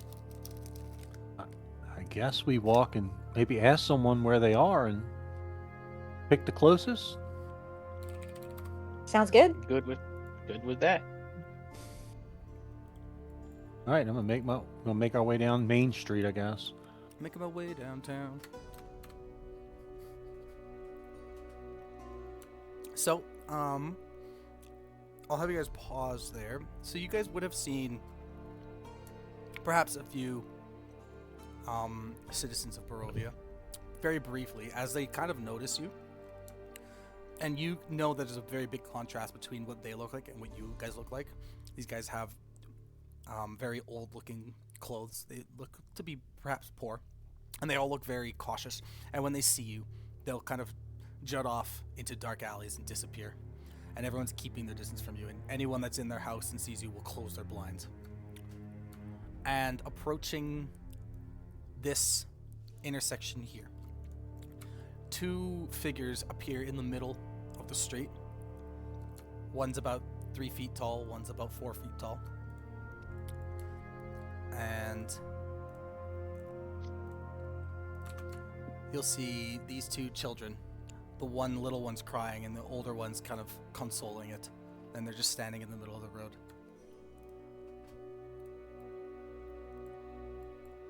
Is everything okay? Aaliyah's gonna approach them. And the older one kind of shields the younger one from you and looks at you with like confident but sad and protective eyes and says, "Yeah, who are you?" My name's Aaliyah. It's nice to meet you. I'm new in town. Just wanted to check on you. Seemed a little upset. Is everything okay? Is there anything we can help with? Well, I am Rose. This is my little brother Thorn. We can't go home right now, and we're scared. Oh, can't you go home? Well, there was apparently a monster in our basement, and Mommy and Daddy told us to stay out of the house, and they will deal with it. But it's been 2 days, and we haven't heard from them, so we are scared to go home. Well, that's really, really sad. Maybe we can help. Where's your home? Maybe we can go and help your parents and see what's happening.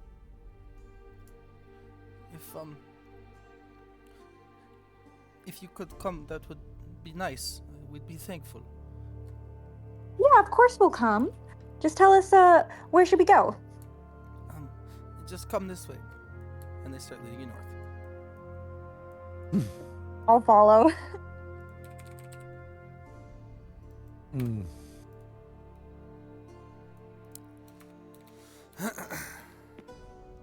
I'll reluctantly follow. I'll worryingly follow. More worried about the children than and their well-being than anything else. Shouldn't we be going to a tavern? Well, these people need help. We can go to the tavern afterwards. We can make our treasures another day. I don't know, monsters in the basement. Just got finished running from monsters in the forest. Oh, I forgot. You guys can level up. You're level 2 now. Cool. Okay. That was what we were supposed to do at the break time, but I was hungry and thinking about food.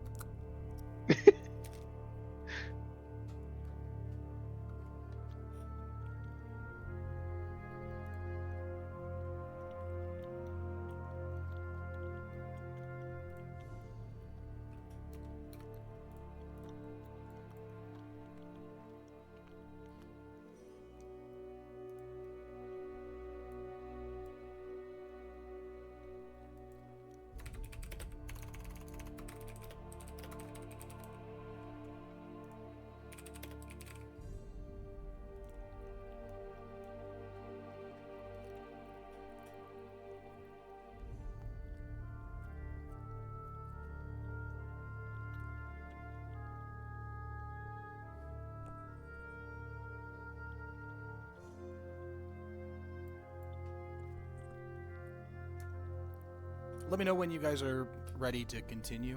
You guys can level while we go on, or spend whatever time you need. It's up to you guys.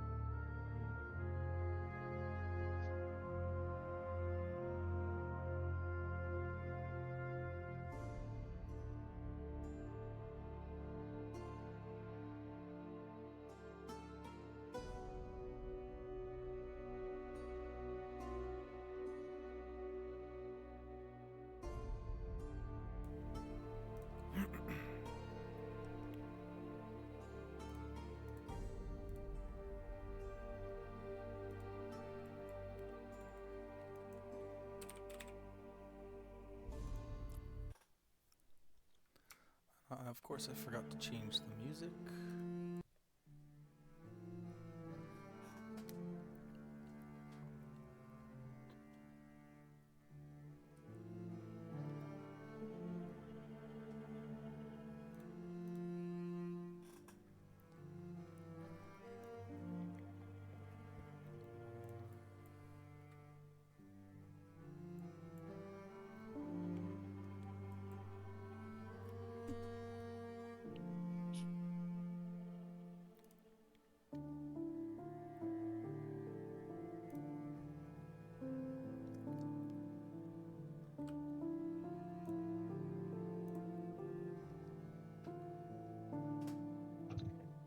I am good.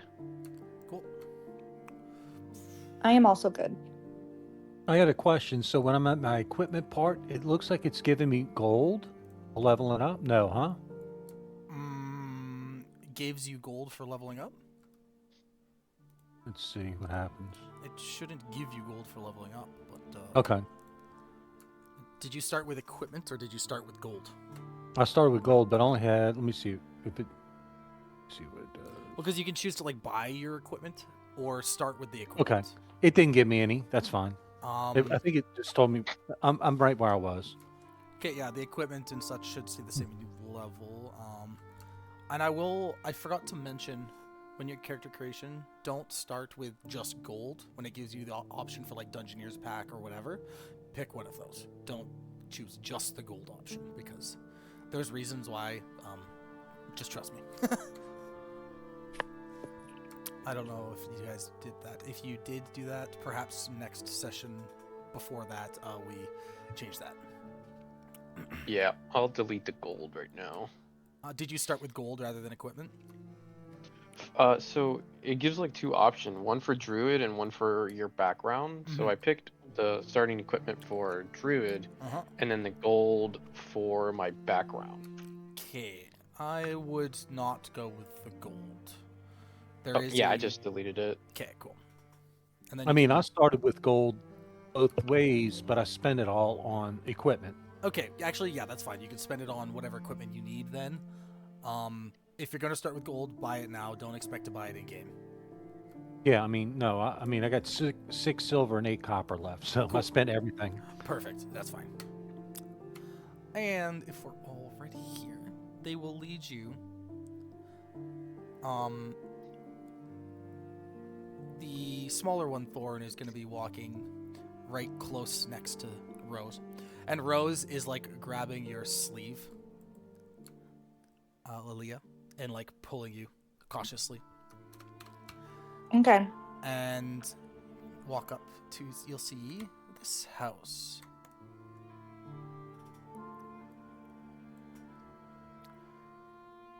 There's a wrought iron gate with hinges on one side and a lock on the other that fills the archway of this stone portico. The gate looks unlocked, and its rusty hinges shriek as it kind of sways in the wind. The houses beside it look boarded up, abandoned. This house looks to be like it's kept somewhat, especially compared to the rest. The windows have curtains, so you can't quite see inside them. And they'll say, "This is it. They should be inside. The monster is in the basement, and they stayed there with our baby brother, and he must still be in there with them. So just find them, and if it's safe, come tell us." Okay, yeah, of course. So I'm going to very slowly start to approach the front door, but I'm going to try to go really quietly. Okay. Roll a stealth.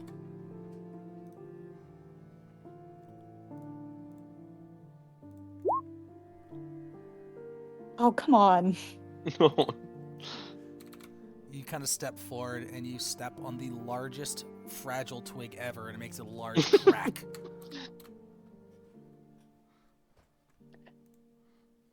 That's my bad.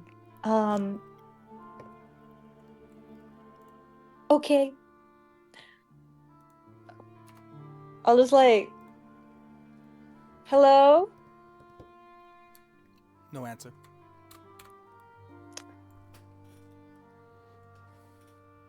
Slowly.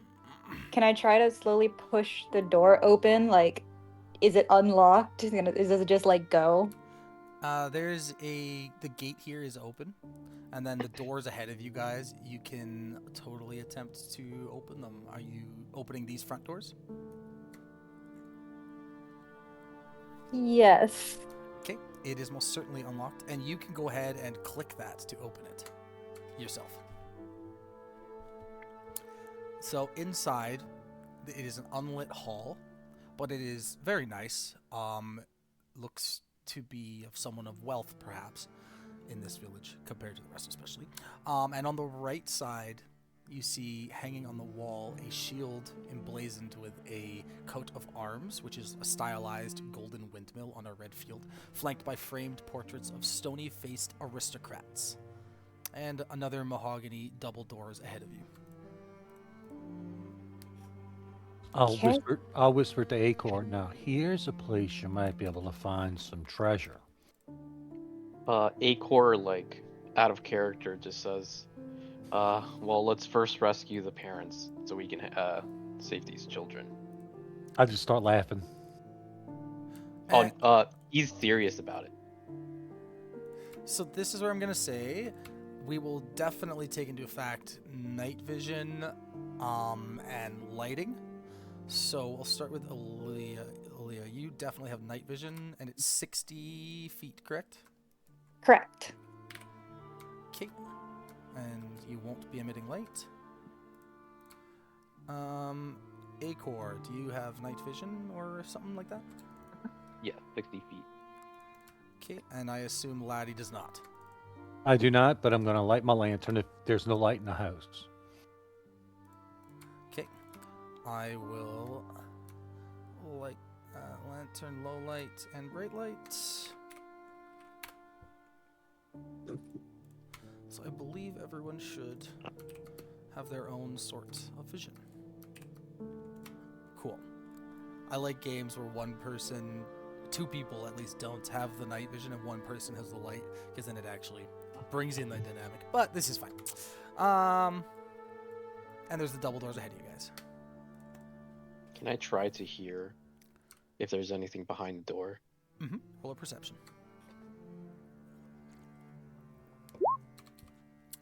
You hear nothing. Guys, I think it's safe to move onwards. Okay. Aaliyah's gonna push open the door. Okay.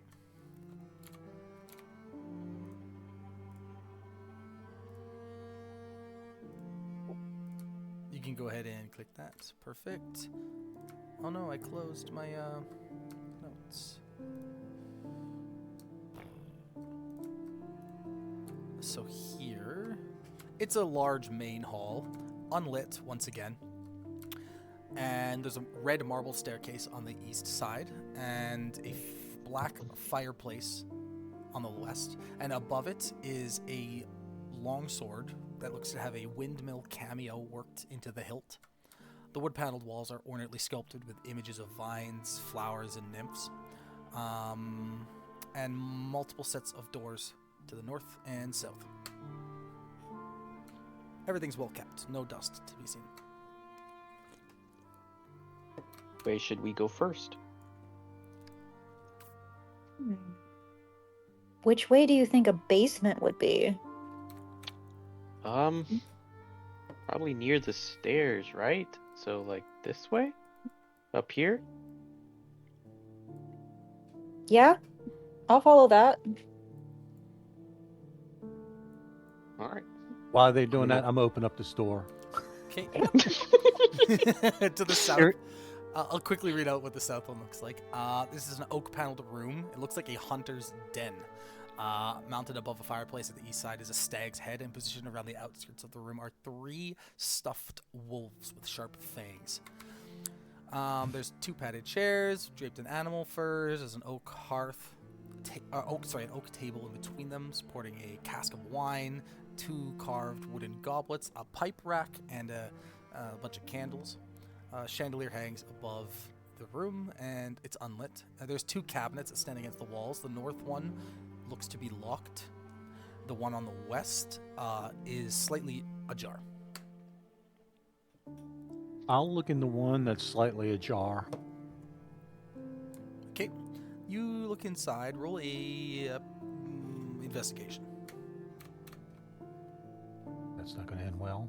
or perception, because you did say look.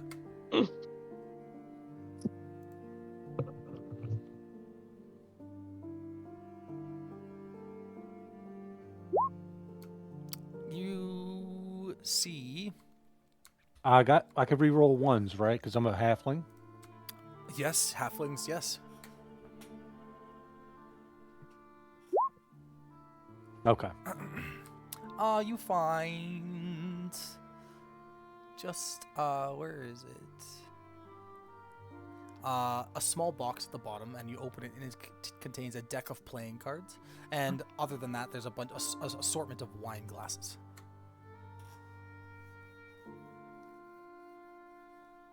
I'll quickly pocket the playing cards, Cool. and I'll make my way out the room.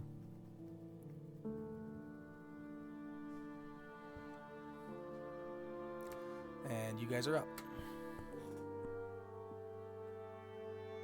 All right, I'm gonna open this door first, the top one. Okay. This looks to be a dining room. The centerpiece of this wood-paneled dining room is a carved mahogany table surrounded by 8 high-backed chairs with sculpted armrests and cushioned seats. A crystal chandelier hangs above the table, which is covered with the table is covered with nice, very fancy silverware and crystalware, polished to a dazzling shine. And there's a fireplace, and mounted above it is a mahogany-framed painting of an alpine vale. I just turn to Aaliyah and just say, all right, let's head back. And Okay. While she's gone, can I try to take some of the fine dining? yes, go ahead and roll a sleight of hand to try and be sneaky and stealthy. Sleight of hand or stealth, Okay. or else you'll make a bunch of noise with this delicate china. Sleight of hand or stealth? Okay, higher stealth. 16. Yeah, you're able to successfully, quietly take a bunch. So there's 8 little plates there, some little wine. You can take 8 plates, 8 glasses, or however many you can fit. You realistically think you could fit in your bag. So you said 8 plates, right? Yeah, 8 fine plates. indeed. All right. And you'll also kind of notice that outside the windows, there's kind of like a thick layer of fog, just outside the window, where you can only see like 5 feet out. While they're doing that, I'm gonna check this doorway right here. I'm checking with him. You see in this closet 8 black cloaks hung on little hangers, and a nice top hat on the top, on a little shelf. That would look good on you, laddie. I'll look up at it because I can't reach it. I'll let me. I just reach it for him and give it to him. And you are now the owner should- of a top hat. Yeah, well, I'm not, because the owners are in this house somewhere. I don't want Just them to find me wearing a hat, and I'll throw it back up on the shelf. Perhaps keep- if they're grateful, we'll give it to us. Right. yeah. All right, let's keep it first. I'll open up the door on the end. Oh, it's just back to this dining room. All right, and I'll open this one over here. This looks to be a kitchen. And there is a little 1 foot by 1 foot door in the wall in the southeast, and what looks to be maybe a pantry door at the north. I open it. Oh, Now, first of all, in the southeast, it looks to be a dumbwaiter. There's a little rope and a bucket. The bucket's at the bottom right now, and the rope goes upwards. It seems to be attached to a pulley system. And you walk inside of this pantry to see a bunch of food, fruits, vegetables, bread, all that kind of stuff. The food looks good. But in the east corner of this pantry, laying in a pile of cheese and covered in little cheese chunks on his face, snoring with his mouth wide open, is a man that looks like this. does he just look like a thief, sort of? He looks out of place in this nice manner. I quietly walk back, go to Aaliyah, and say, Aaliyah, I think there's a bad person, someone who would dare to steal. Like, what kind of person does this? In that room over He might there. be the owner. Oh no, he doesn't look like, he looks like a straight up thief. Aaliyah, I would dispense some justice upon this man. I will absolutely do that. This is my calling. I'm gonna go up to him, go into the little pantry where that dude is, and I'm gonna kick him awake. You kick him, and he's just, and he quickly draws a short sword and points it towards your face, and kind of backs up and is in like in a defensive sense. Says, "Who are you? Who are you? No, who are you? No, who are you? What are you doing? No, what are you doing? I was sleeping, and you kicked me." Yeah, you're sleeping in cheese. This is not your home. How dare you? He just kind of drops the sword. Let me guess. 2 little nice innocent children asked you to come in here. Yes. Guess what? Me too. Last week. Last week. Yes. I don't like the sound of this. It looks like you've been gotten. Doesn't surprise me.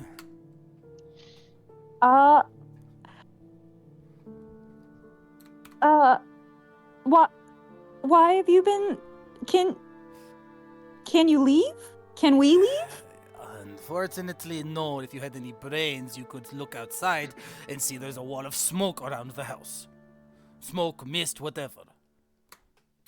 I told y'all we should have went to the tavern. But no. Wait, so you've been here for a week. What have you been doing for a week? Well, Okay, I'll start Eating from the cheese. beginning. Yes, Eating other cheese. than now I'm eating cheese. Yes, obviously, it is very good cheese. So I came in here with my friends, allies. There was me and a little thief. She was a rogue. She was not a thief. She was a rogue. Very nimble and smart. And I also came with a very large man. He carried an axe, and he was brave and tough. And we were searching for this basement, couldn't find it. We went to the next floor, found nothing. We went to the third. Well, I didn't. He didn't. She did. She went up to search ahead of us to try and be sneaky. And then we'd hear screams and the sound of metal and wood. And then we could hear nothing. And then the slight dripping of blood through the floorboards. And with that, the brave friend I had goes screaming and running out the front door into the mists. And I followed behind, but did not follow him there. And he struggled, coughing, and with his last breaths yelled, "Don't follow or you die." And I have not heard of him since. So now I've been here for a week, and every time I rest, the food here replenishes, along with all the cheese. So now I've been stuck here for a week. And now great, I'm stuck here with rude people like you who kick people when they're having their cheese nap. Well, I feel like it was a little deserved. You took a cheese nap. There's nothing wrong with a cheese nap. You are a cheese hater. Get out of my way. Oh, Oh, and if you hold Alt when you move your character token with your mouse, you can go outside the grid. holding Alt. It's very nice for RP things or like you want to sit on a chair or whatever. Very useful. And he gets up and he storms out of the room. Out of my way, short one. I just try to call after him. It's like, wait! What do you want? You should join us. We should, you'll have no chance by yourself. And we could use your experience to get out of here. Between you, we have a short little man, a woman, and this hairy man over here. I don't know. Whoa. You'd be a liability. I am well- an apprentice of the Order of Stars, okay? Never heard of it. Doesn't matter. And look, I may be short, but I'm not walking behind a man that's been eating cheese for the last 2 weeks, that's for sure. Well, I don't know what you would do in this situation by yourself with your two friends dead. Or you could say I'm lucky that I have you guys here now. I can use you as meat shields.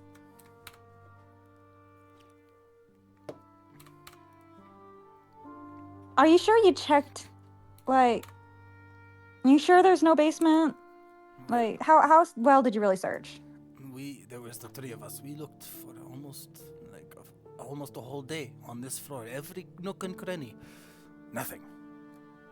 And I doubt you'll be able to find it either. Did you go up the stairs? We did. Second floor. We looked around. It's the second floor. There's no basement in the second floor, obviously. And then the third floor, that's where my friend, unfortunately, I assume, met her end. And yes, it went from there. That sounds like where we gotta go. I'll slowly make my way up the stairs. I have a quick question about the dumbwaiter system that I found in the kitchen. Mm-hmm. Did the dumbwaiter, like, go up or did it go down? Up. Oh, okay. Is it small enough for me? Am I small enough to fit in a dumbwaiter? I would say yes. It's like 1 foot. No, it's like 2 feet by 2 feet. Then I'm too big. I'm 3 feet tall. Yeah, but it's 2 feet by 2 feet. You could squish into there, and then that's how big the hole is, at least. You want to put me in a dumbwaiter? And there is Yes. there is a bucket Oh no. attached to a rope. Let's do it. Oh, I'm no. all for this. Let's go. Yeah, because it's me and not you. I'll try it. You guys enjoy your games. He leaves the room. Guys, I don't trust that cheese eater.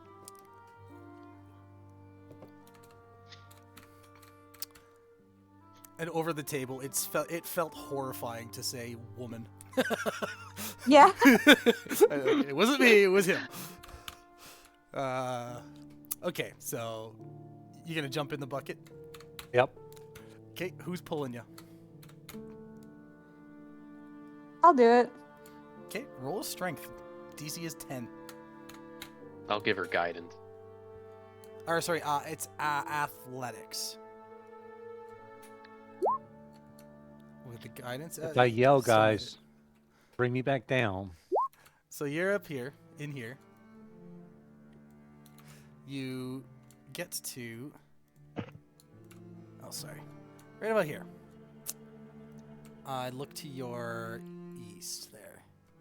Okay. And you get about up, and you start. You're getting pulled up, and you see another one of these doors. And you're still getting pulled up at this point. All right, hold. I'll yell down the thing. Stop pulling. I pause.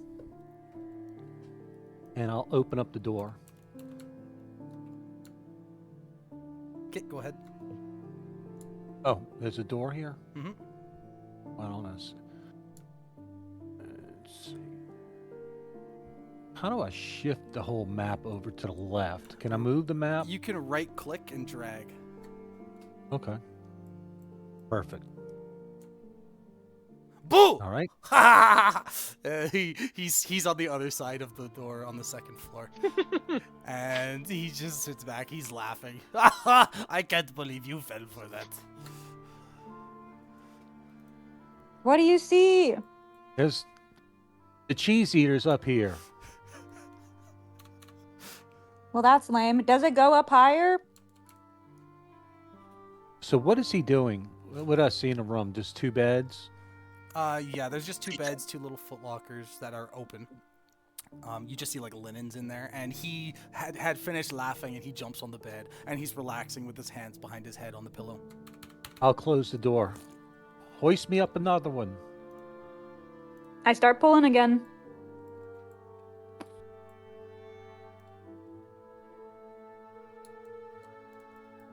I moved you to the northwest end of the map. And there's another door. I'll open it up slowly just in case the cheese eater's in this room. He's not. Now, this room here,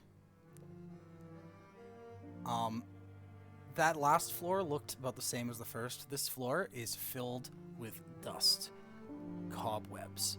There is a large master bed there, absolutely rotted with age, and the table in front of you the same. It looks vastly different. I'm gonna step out. Okay.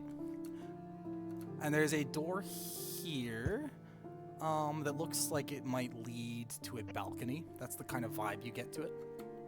And there's a nice tiger rug, a nice padded chair. Oh, sorry, not nice. They're old and time-worn at the far end there, plus a...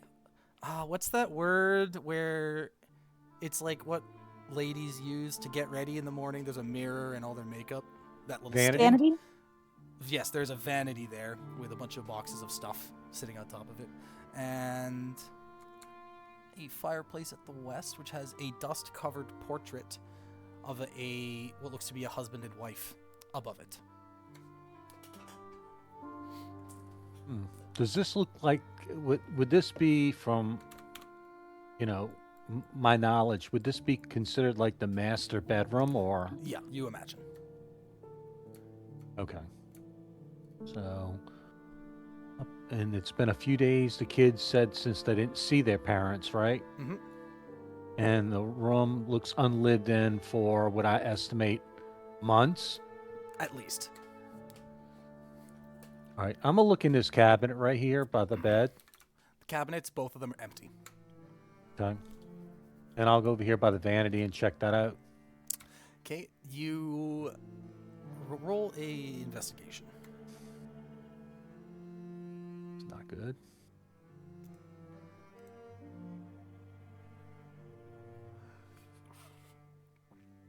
I could re-roll ones, right?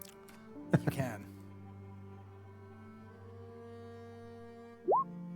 1. Oh my god. Sheesh. I have to take that one. You do. Despite your luck that you normally expect, you find nothing but old makeup. Okay. I'm gonna walk back over here and say, guys, I'm yelling down the Dumbwaiter. dumbwaiter saying, so there's I'm in the master bedroom. Doesn't look like anybody's been staying up here in a very long time. The kids are liars. I just And I'm ask her if you want to go up to the 3rd floor to get back with Laddie. I kind of want to go up to the 3rd floor. I'm kind of worried because the cheese guy said his friend died on the 3rd floor, and I'm worried Laddie might need a quick escape, which could be through the dumbwaiter. So, I thought he died on the 2nd floor. Was it the 3rd No, it was- floor? Yeah, it was the 3rd. Okay. Are you on the 3rd floor? Yeah. Or the 2nd floor? Okay. No, I got on the 2nd floor and the cheese guy was there, so. All right, I'm can opening you up. Oh, go ahead. can you hear anything outside the door? Like, is the door in the master bedroom, is the door closed? Yeah, I'm about to check all the doors to see where they lead. I'll open it. This one is a closet with 8 black cloaks, and 2 of them have little red trims on them on the hood. Interesting. I'll open up this balcony door, I guess. You see a balcony that would normally look up to the outside, but there is a wall of mist. I So will try to make my way up there to get to him. Okay. So if I step out on the balcony and I reach out into the wall of mist, it's like what? It feels freezing cold, and as you kind of get close and you inhale some of the mist, it's almost like someone just blew, like, imagine the feeling of when someone's smoking and blows the smoke at you and you have to cough. As you get closer, Okay. you get that sensation. I'll step back in a room and close the door. I'll go up another floor. Okay.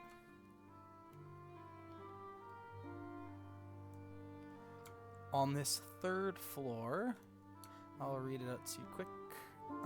Yeah, so the 2nd floor looked clean, pristine, very nice. This area, full of cobwebs, dust, and there's a suit of armor there that matched the ones on the 2nd floor that you would have seen. There was 4, and here there is 1. They're decorative armors, and yeah. Just yell out for Laddie to see in which room he's at. I'll open up this door and I'll step through. Hey, there you are. Oh man, was worried about you. Yeah, it's master bedroom. Hey, Looks like it hasn't been occupied for a long time. but while Aaliyah's not here, be for real with me. You find any good shit? No, I haven't found anything. The cupboards in there are bare. Searched the vanity. I didn't see anything. Place has Alright, been look. covered with dust. It looks like if there was anything in there, it's probably been picked over a long time ago. All right, look. Let's be real with each other. Kind of know what kind of person you are, so if we look out for each other, I think we can get very far. And I hand him 4 fine plates. I'm gonna slowly start heading upstairs. Oh Yeah, no. let's divvy up the plate. Something happens that a fall, it's gonna break and make a lot of noise. If you want to hold on to that, that's fine. Maybe we'll divvy it up later. I just don't want to carry anything that would cause a big racket. You're right. We'll divvy it up later. I'm gonna check this door right here. Looks like a bathroom. I'll step in. Nothing in there. No, you can't see anything on first glance. Nope.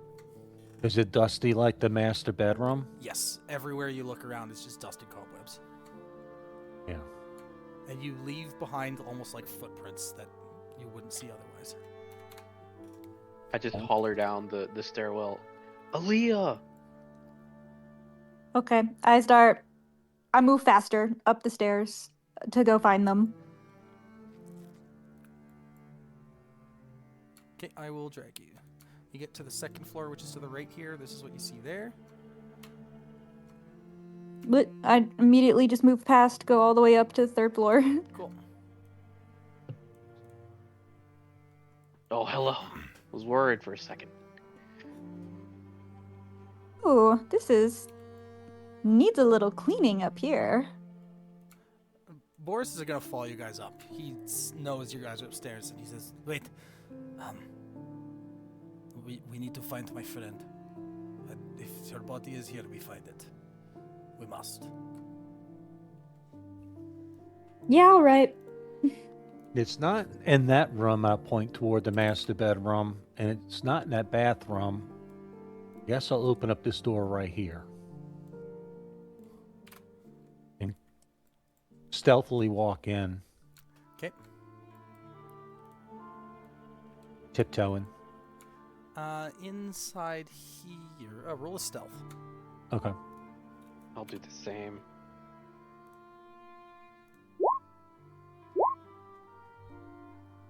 Okay. For all you know, you are very stealthy. One sec. I keep closing with my readouts for some reason.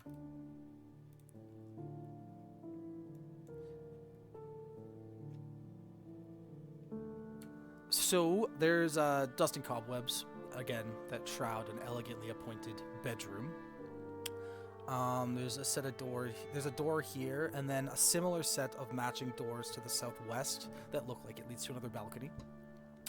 Large bed, and then a very large mirror here, and then the wardrobe that's here, open, and a fireplace at the east end. I'll check the wardrobe. Inside the wardrobe it's empty.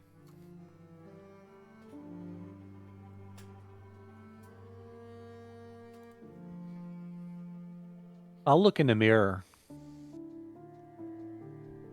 Okay. Roll a perception.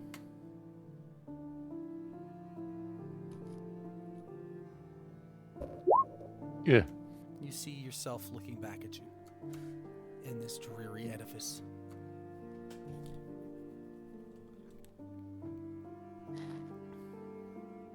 I go to open this door over here. And it leads to a balcony to which there is a wall of mist surrounding the house. So, the cheese guy said his rogue friend had come up here. Do I see like any like footprints in the dust that might indicate which way she went? Roll a survival. I'm so glad you asked. While she's doing that, I'm looking in the fireplace. You guys have been walking around over top, and you see some footprints, but it's hard to tell what went where at this point. Roll a perception or investigation on the fireplace.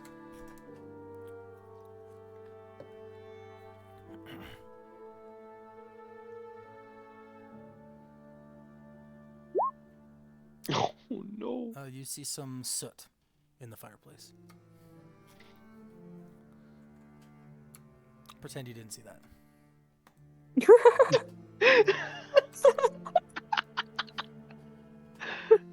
I gotta open this door. Okay. Inside, you see. I close the door. No, keep it open for a sec. You see this. It's back facing you. And there, it seems to be hovering over a crib covered with a black veil.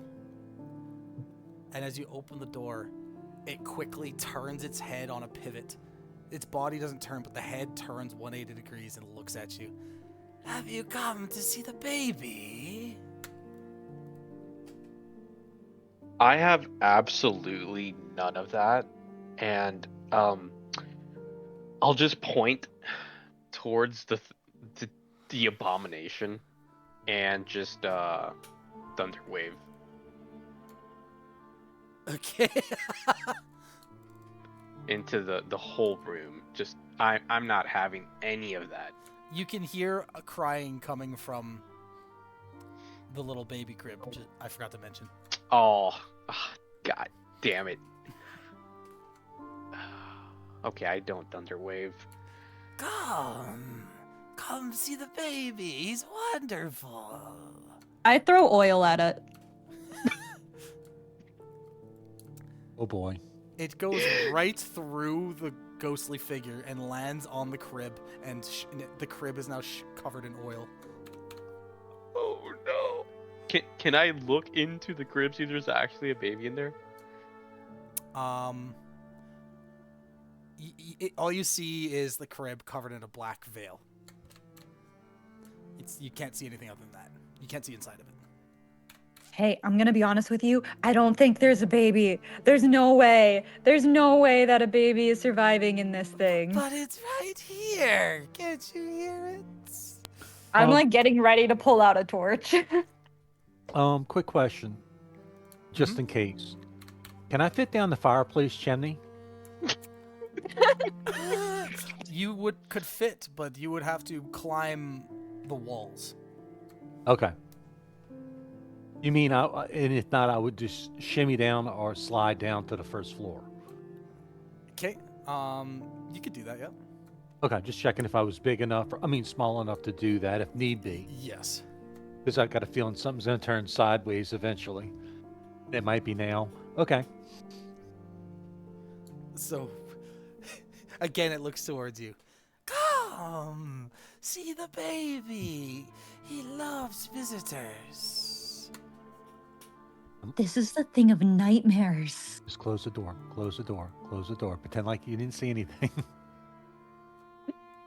I just I'm back. slammed the door. Oh, And its head comes right through the walls and pokes right in front of your face, Aaliyah. What? You don't want to say hi? Aaliyah gives the most high-pitched scream of her life and darts out into the hall. Oh, he would have loved visitors. And it goes back inside the room. And you hear the crying of a baby. Oh, this is fucked. Hey, cheese guy. Cheese guy. Yes, I just saw that. There was my friend in there. Did your friend try to see the baby? Is that why she died? I don't know. I wasn't here. There's no body. I don't know. I'm gonna go to open this last door. Okay. Inside, you see Stop opening doors! the corpse of a woman. Inside of it looks like a cleaning closet, and laying on top of her is a broom. And you can see the blood dripping into the floorboards. Well, What's we inside? found your friend. She looks healthy. He takes a look, and then kind of just backs up and puts his hand over his forehead and leans against the railing. I go in. How did she die? Like, what are her wounds like? Roll a medicine.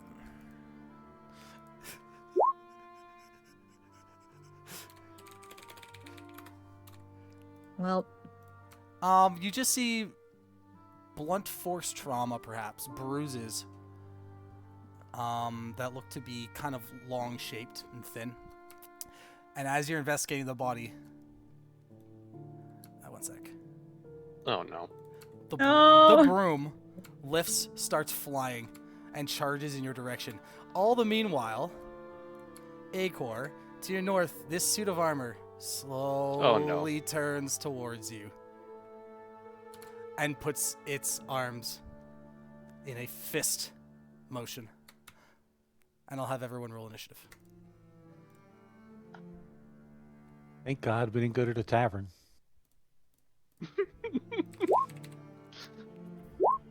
All right.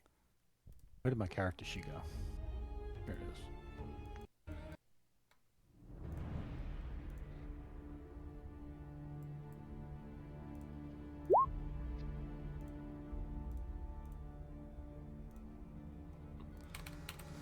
Ooh, they were pretty slow. So are you guys.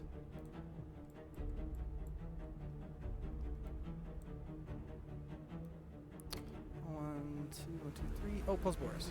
I mean, Cheeseman. You don't know his name yet. You never asked. How rude. I like calling him cheese guy. Yeah. I just ran this yesterday with a group and they did the exact same thing.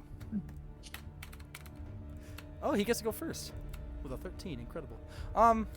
He's gonna look towards this armor and pull out a short sword. Go to hit him and miss with a 9, and that's his turn.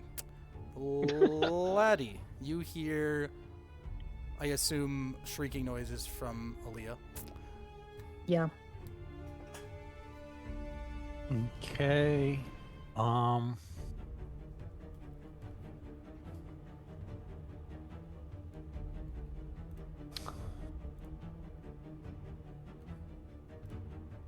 So we got armor and a broom. All you see right now is the armor. Okay. I'm gonna shoot Sacred Flame at it. Okay.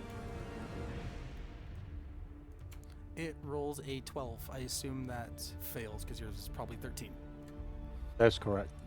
Okay, you can roll the damage. Every time I go move my character sheet, it X's out of it. So, Air Flame.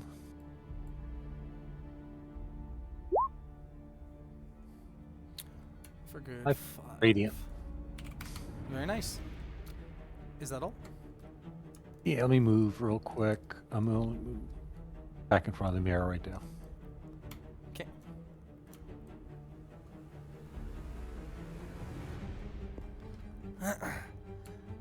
You look into the mirror,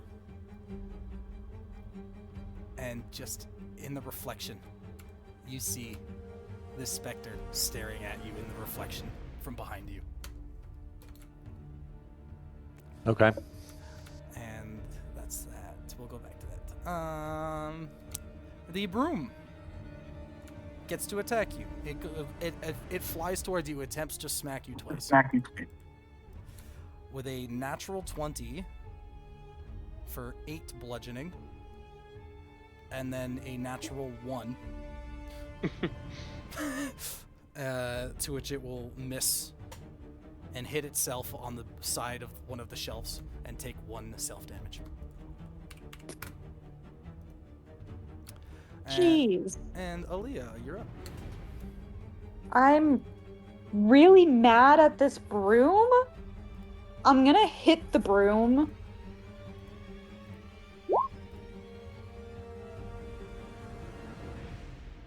And that's a 20 to hit the broom. Yep.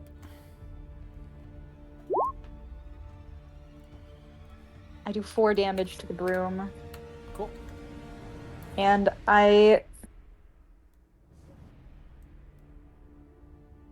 wonder, as a bonus action, I can. Oh, wait. No, never mind. Yeah, no, as a bonus action, I'm going to unarmed strike it. Dang. That's a no. Correct. And you're gonna instead punch the wall and take 1 damage.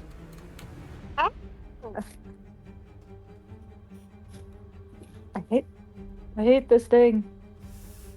And Acor. All right. I give Aaliyah a pat on the back and just cast Cure Wounds on her. Let me see. And also, what's your max HP? Mine is.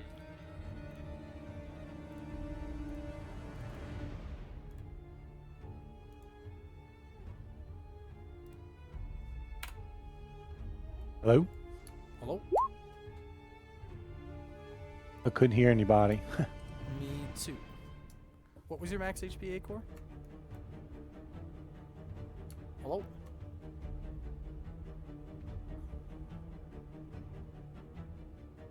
Must have dropped out. Mm-hmm. Well, we see the healing. You got healed for 8, Aaliyah. Is she here? I'm here. Okay, cool. Thank you. If Acor can hear me.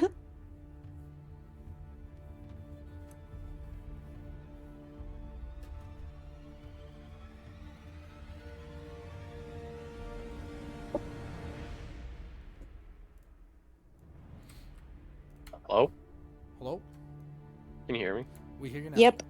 Okay. All right. My max HP is 17, and I cast Cure Wounds on Aaliyah. Cool. And then bonus action, Wild Shape. And I will turn into a giant poisonous snake.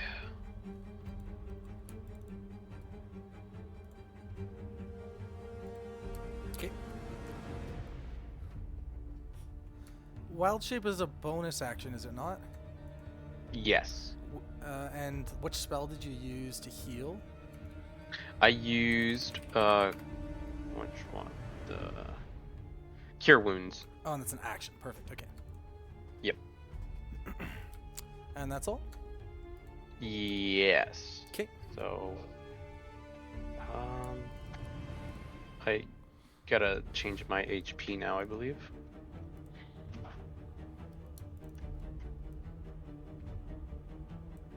Yeah, that'll be my turn. Okay.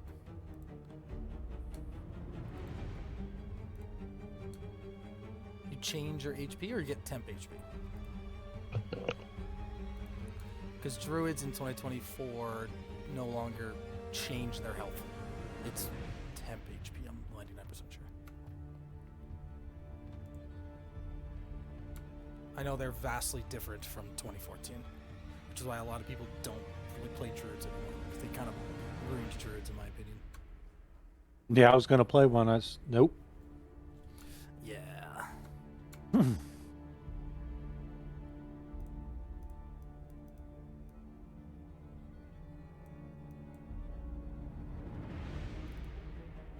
Okay, well, against you, Acor, I assume a 22 hits you. Yes. Oh wait, Acorn. Never mind. Acor, Yeah, just barely. yeah. Just barely. And then also a 23. It goes to punch you twice. You take 11 bludgeoning total. Okay. 8.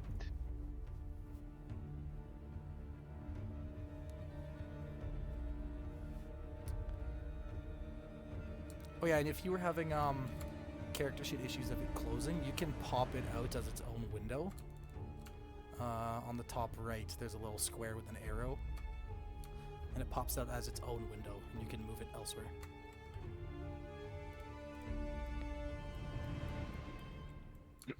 All right, that's the armor, and Boris is up. He's going to. Oh, you got hit. He's going to use his reaction with an opportunist's jab, and miss.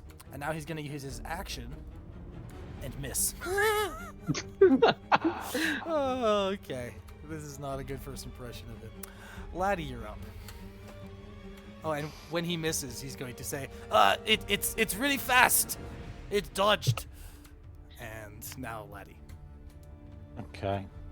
I'm going to cast Dissonant Whispers on this, whatever this thing is that's across the room from me. Okay.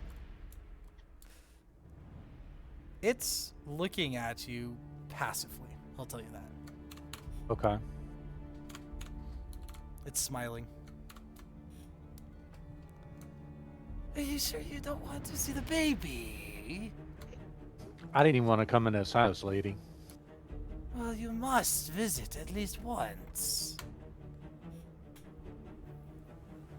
Maybe another time. Oh, fine. And she goes and flies back into her room.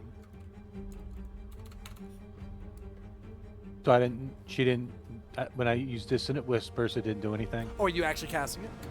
Well, no, I mean, I was going to, Mm-hmm. but if she's not going to, if she didn't look at me aggressive, I guess I wouldn't have. She was very passive looking. She did not look aggressive. Okay. What are these two round things by the bed? Side tables. End tables? Yeah. I'm going to pick up an end table, and I'm going to smash this mirror. Okay. You roll a strength. Actually, no, it's a mirror. It reveals another entranceway. Okay.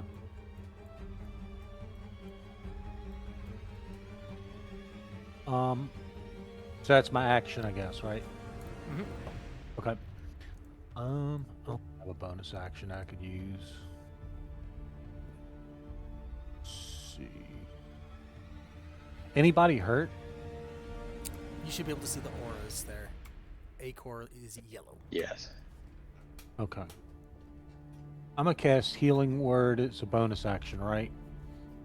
Mm-hmm. Healing word on Acor.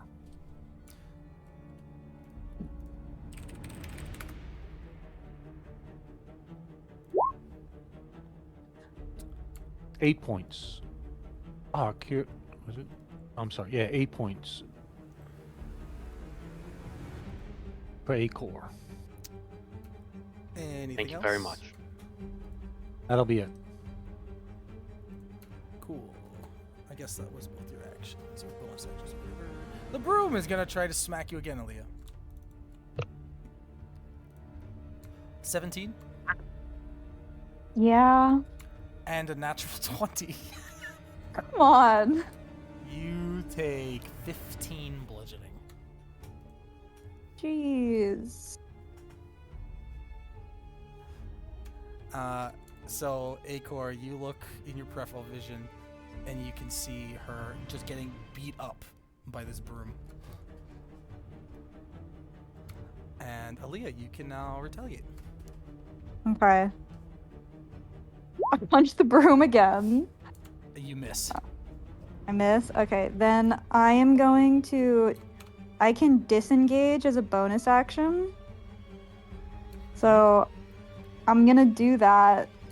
And And I'm you gonna can get out. move through allies. Just count it as rough terrain, so long as they permit you to move through. So you'll just use 10 movement speed to move into his space.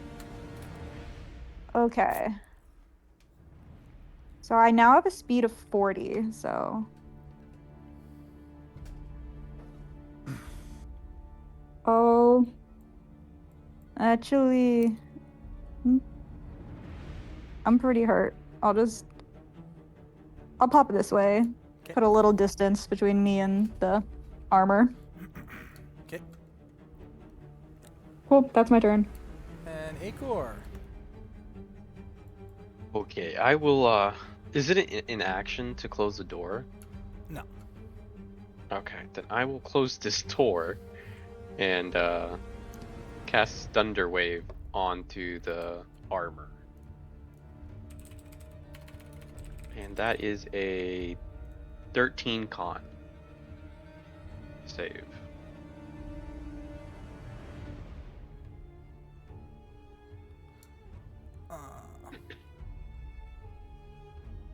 It's in a 15-foot cube originating from you. I assume you aim it away from Boris. Yes. If you do that, it's also going to hit the door. Because it specifically says unsecured objects. Let's say that's secured.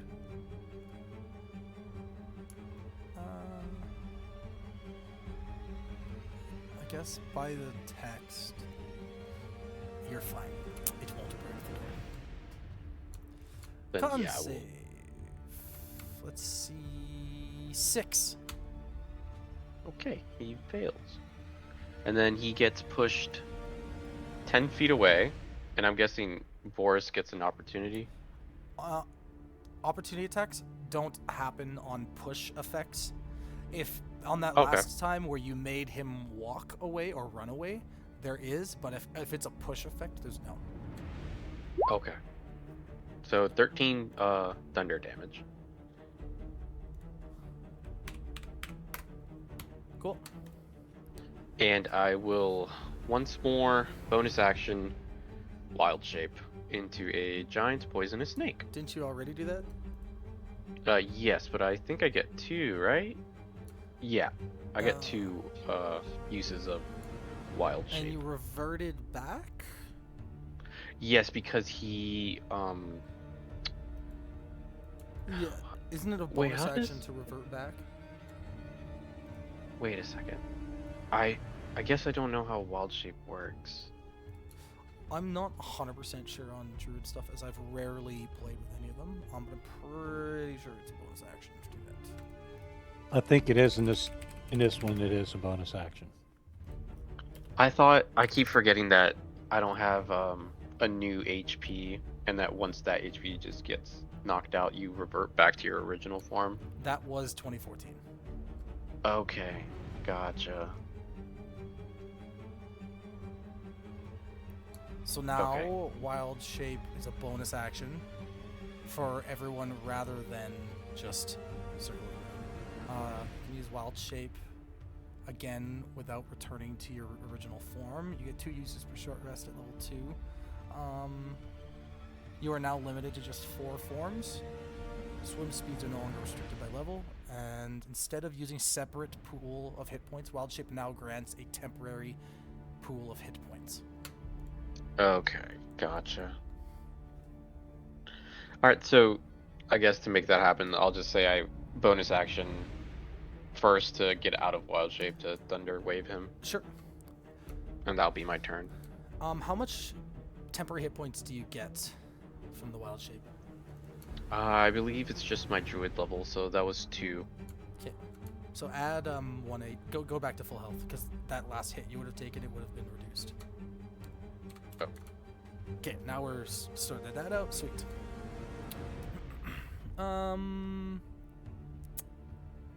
Cool. And it is the Arbor's turn. It's gonna walk up and hit the first person it sees, which is Boris. I mean, Cheeseman.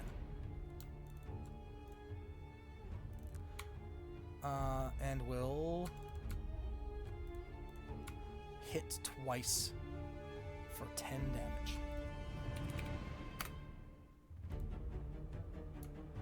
And that's its turn, and Boris goes to retaliate. And will miss. Laddie, you're up.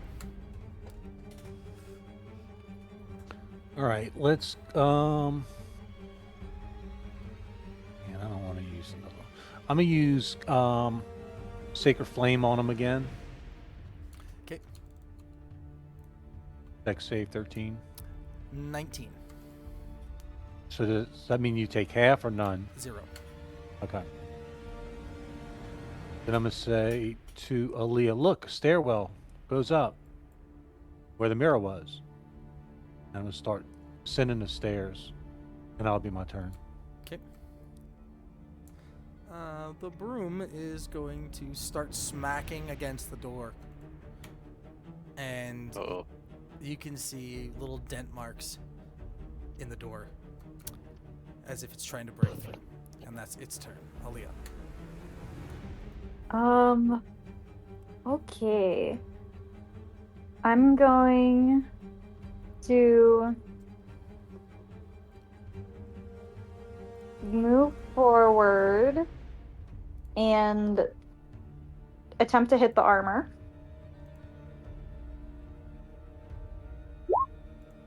And that's 21 to hit, awesome. Mm-hmm. And 8 damage to the armor. Nice. And then I'm going to bonus action Flurry of Blows. So I can make 2 unarmed strikes. I'll do first one. Didn't. Okay. Click. Mm-hmm. And These both hit. awesome. And my unarmed strike damage is 2 and 2, so that's another 4 damage to this armor. Cool. And that is my turn.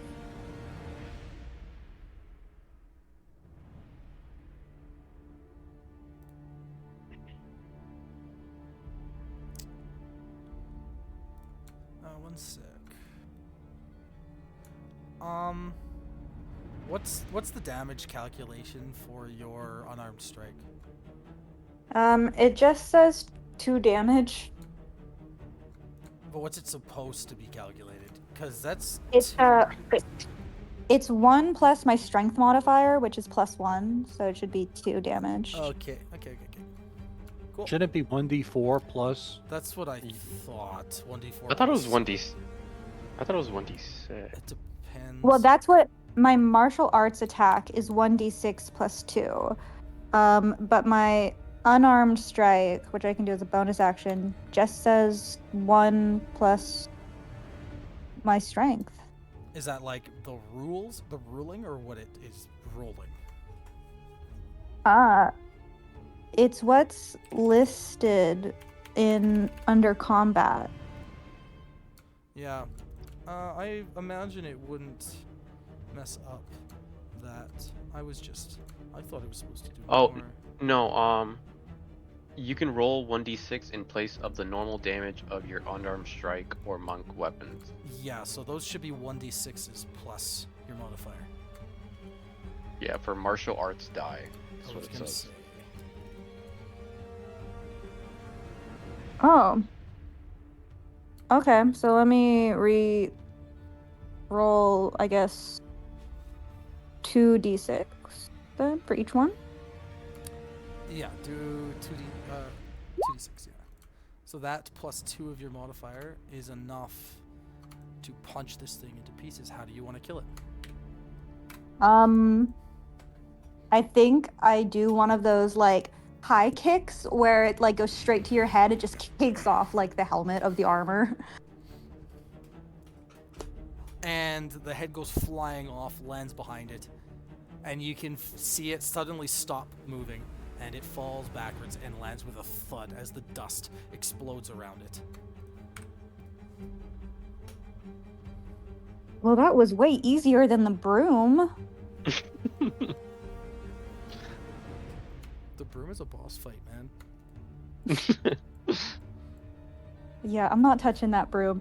I'm gonna make my way over to where Laddie said he was like leaving to go up this staircase. And you can see the broom smashing against that door, slowly breaking through. Oh. I don't want to mess with that, but it's gonna break through eventually.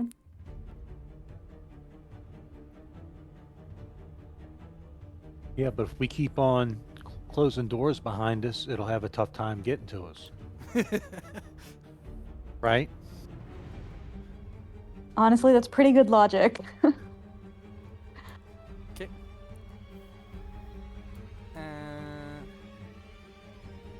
Acor. I just go into the room, see where everybody went. Tell Aaliyah, great job kicking that thing's ass. Give her a high five and cast Cure Wounds on her. Yay, thank you.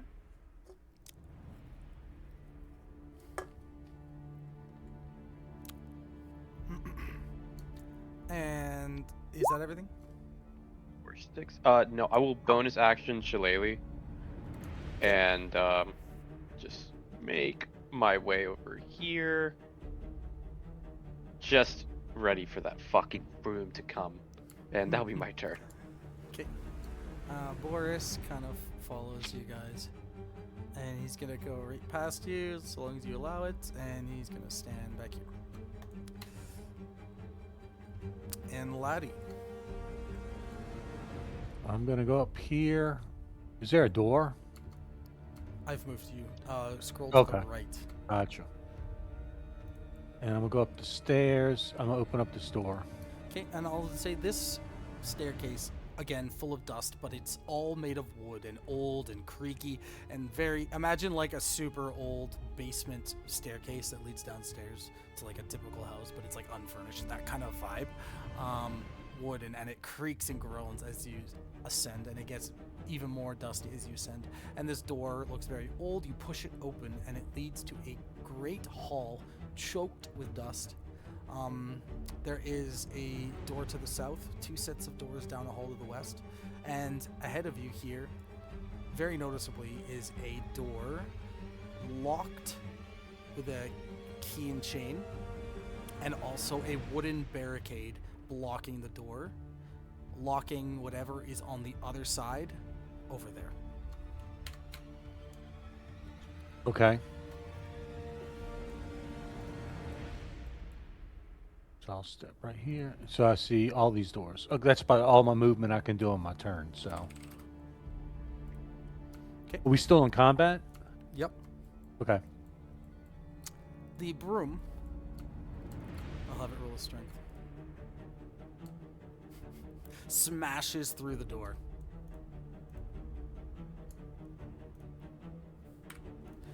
and used its action, but floats towards Acor, ready to attack. And Aaliyah, you hear the door smash open. My worst nightmare, this broom. I will step out. Where's the broom? You're Am I like standing right on it. above it? Okay. I'm going to like attack this broom. Okay. That misses. Oh my gosh. Cool. I've decided that the broom is an enemy that I will never be able to defeat. So I will bonus action disengage and run up the staircase and just yell, "Follow me!"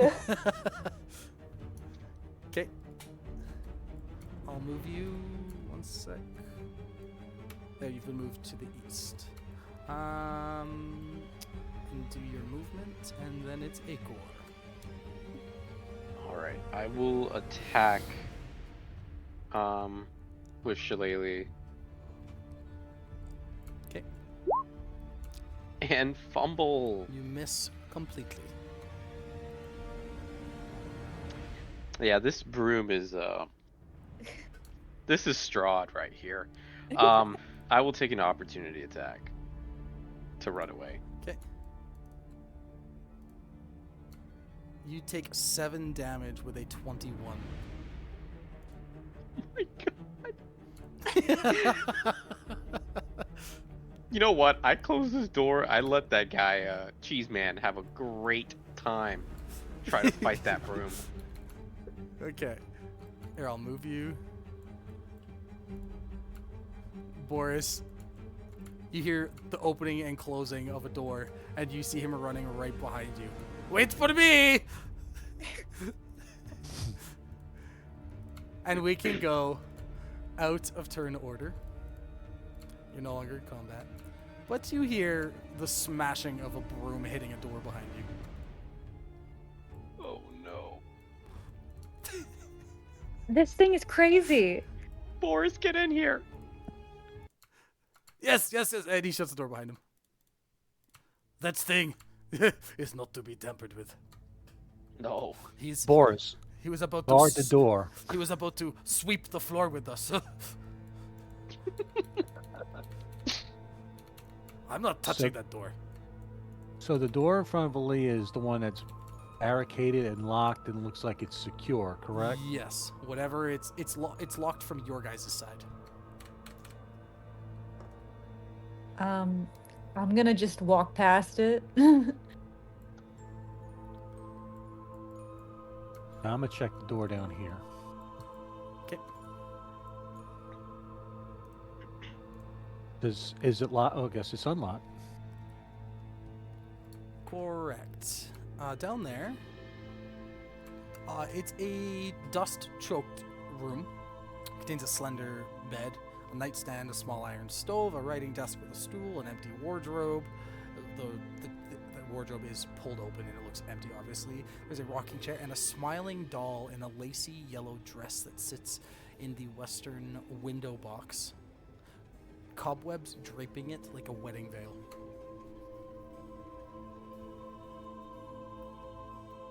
I'll go grab the doll and inspect it.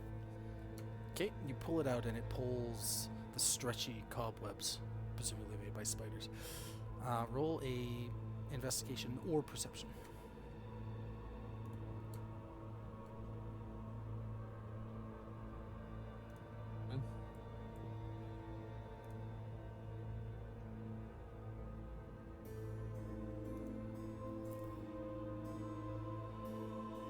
Oh, You don't notice anything peculiar about it. It's, as I said, in the yellow dress. And it just has a little writing on its foot that says, is no fun, is no Blinsky. I'm gonna put the doll in my backpack, not to steal it, but to maybe give it to the children outside when we see them again. Okay. I'm gonna open a door. Okay. Ooh. This here is a dusty chamber packed with looks like old furniture covered in white drapes. You can see various things like everything here is covered in white drapes. There's nightstands, there's little side tables, one that looks like a mannequin, one that looks like a tiny little footlocker, but very long at the very far end. Various furniture that are covered by these white drapes. Yeah. Can I look at the footlocker one?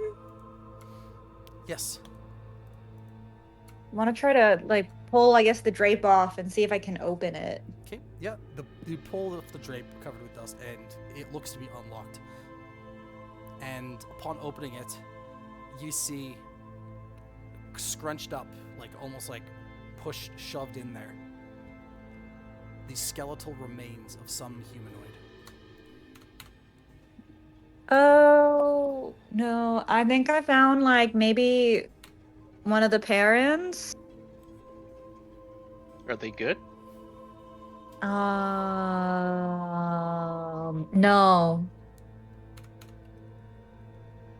Are you sure? Pretty sure they are indeed a skeleton. Roll a medicine check. I'm just kidding. Just I actually think they can be revived. Yeah, okay. Well, you know what? Rest in peace. I'll just kind of put the drape back over. It's like, all right, that's fine. Hey, I don't think we should touch the mannequin one though. That gives creepy vibes. we should definitely touch that one. Please no. What is this window?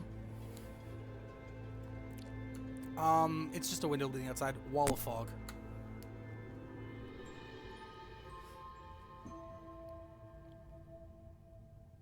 You can touch the mannequin if you want to. I'm gonna make my way out of the room before he touches the mannequin.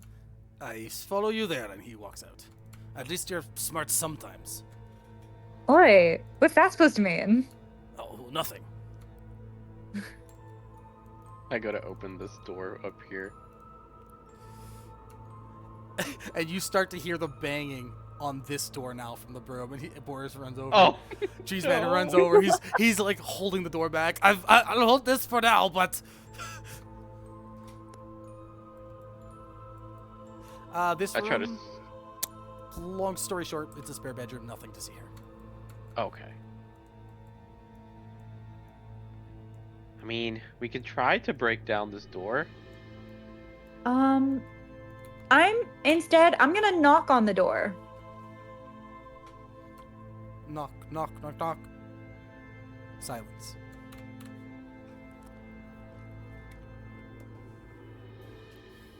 What if there's more brooms in here though? I think we can take them. I think the broom is coming. Thump, Okay. Thump. Whack. I'm gonna get myself ready. Yeah, I cast Shillelagh, and I try to hit the door. You hit Try the to door. break it down. Oh, yeah, that try way. to break it down. Yeah. Okay. I've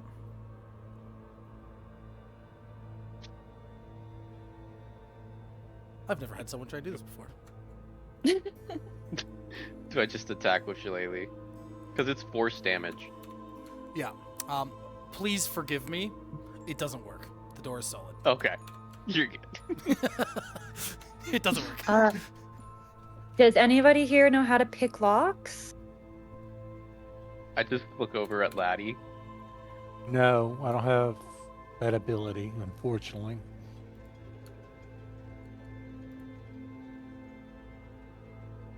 It's coming! And you can see holes being pushed through the door now. I'm going to open this door. Prepare to hit it. Okay.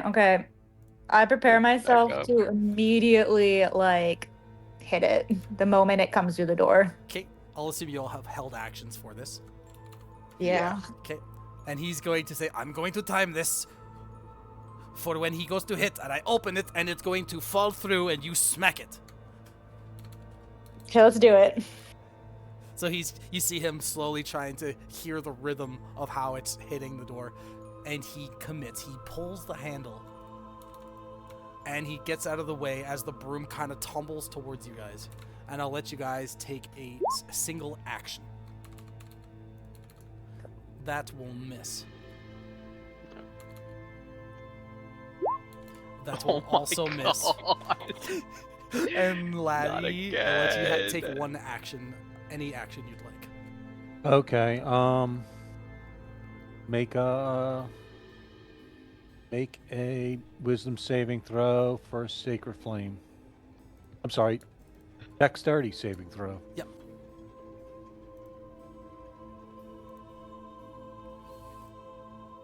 $11. How much does it take? Nice. Big fat one.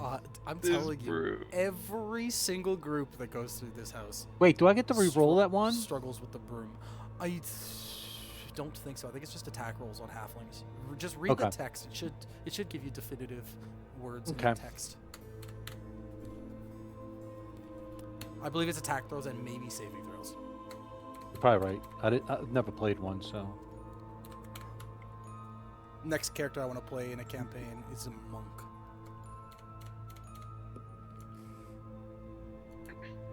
Perhaps halfling. Attack roll, ability check, saving throw.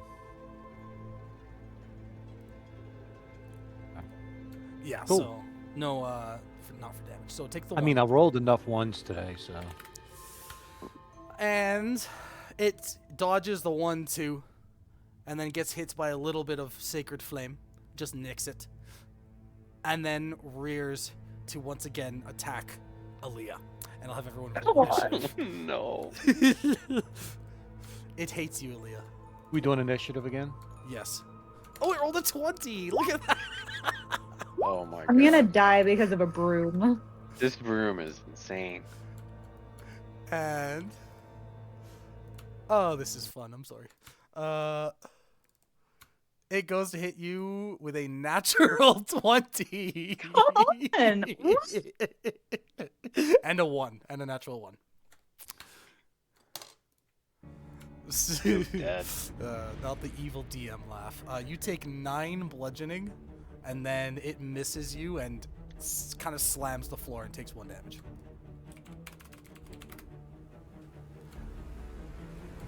I'm so hurt. The broom smacks you like square on the head, and it gives you a headache. Oh, Boris also gets initiative. Oh, you got hit, so he gets a reaction attack.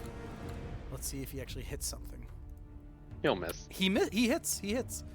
Oh my For god. 5 slashing. He like cuts off the thistles on the head of the broom. And he says, "Someone finish this before it gets us again." And Aaliyah, you can go. Okay. I need the broom to make a dex save. Are you trying to beat a DC 12? Natural 1. Yes. Okay. So, I have doused this in oil, and with my bonus action, I can set it on fire. With what? I have a tinderbox that I can use to set this thing on fire, and it deals 5 fire damage to any creature that enters the area or ends its turn there.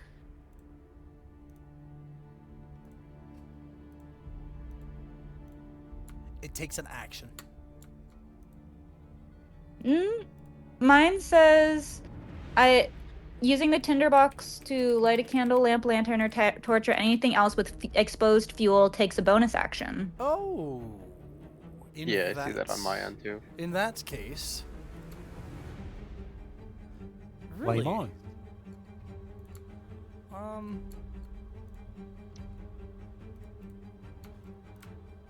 I believe you. I'm just double checking for my sake because my eyes see other things.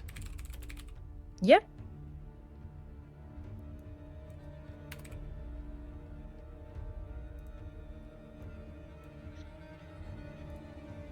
Oh.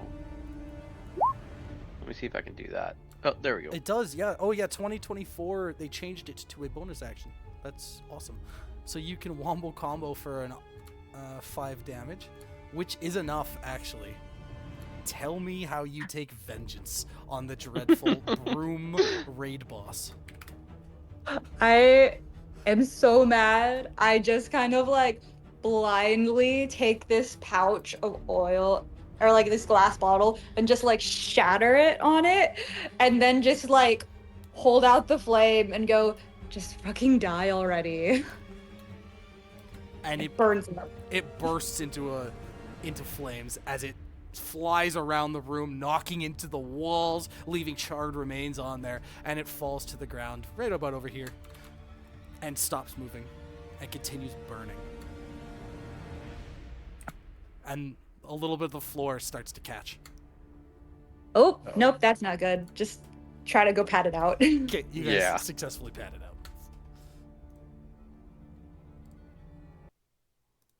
Well, that sucked. Well, there is one more thing to do. The mannequin. Mm-mm. Mm-hmm.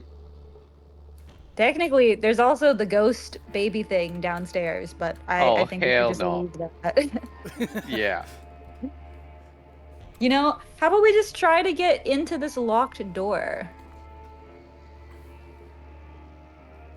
Look over Well, at hold on. Cheese Man and ask him if he's able to open this door. I don't have a key. Are you insinuating I'm a thief? That is quite rude. That's exactly what he's insinuating. Yeah. Very rude. Come on, man. We're just trying to get out of here. Yeah, you're just judging me based on my appearances. I thought we were progressive nowadays. I don't know. We're judging you by your actions of eating a bunch of cheese and passing out in a pantry. Is cheese so wrong? Is cheese delicious? He's looking In- at you, Acor. Do you like cheese? I just shake my head. No or yes? While they're arguing about cheese, I'm gonna check this desk drawer for a key. You don't find I just- anything of interest. Are you shaking your head yes I or no? went away. Oh, I was shaking like my head in disappointment. You see, he won't admit it. He likes cheese too. We need to find a key. So, quick question. This window that's next to the room we can't get in, if I look out the window but look towards where that wall is, am I able to see, like, the wall? Is there, like, a window that would maybe let us into that room? There is not. Dang. So, we really just gotta somehow get into this. Well, there is the ghost lady, of course, on the second floor, which I've been to, but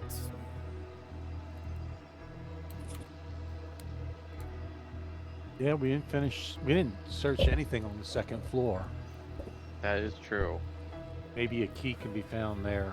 Or thieves' tools. One of the two.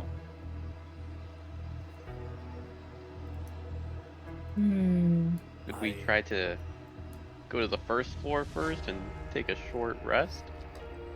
Yeah, I'm in favor of this too.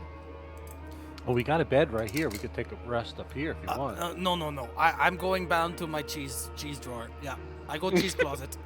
He heads downstairs, I'll follow him. and assuming no one stops him, I'm sending him down to there along with everyone else. You all Yep. going downstairs? Yeah.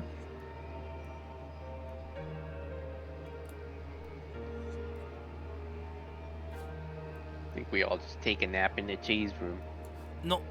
I take a nap in the cheese room. You guys can go somewhere else. And he shuts the door. No.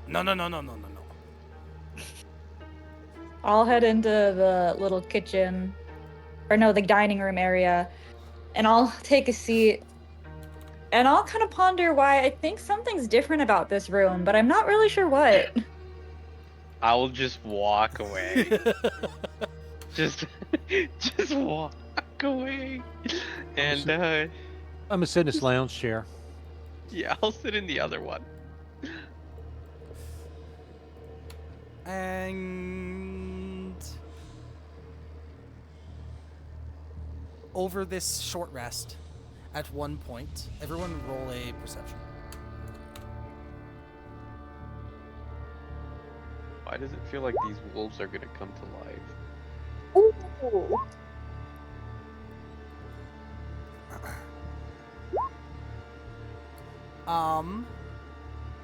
Aaliyah and Mr. Greenbottle will both hear what sounds like children giggling above them. Well, that's so incredibly creepy. And Acor is distracted by the stuffed wolves here, seemingly glaring at him with their black beaded eyes and large teeth. You guys can go ahead and short rest and use those hit dice. Oh, and the nice thing about 2024 compared to 2014 is all of your hit dice are refreshed on a long rest rather than what it was before. I think it was half. So you can just use them freely.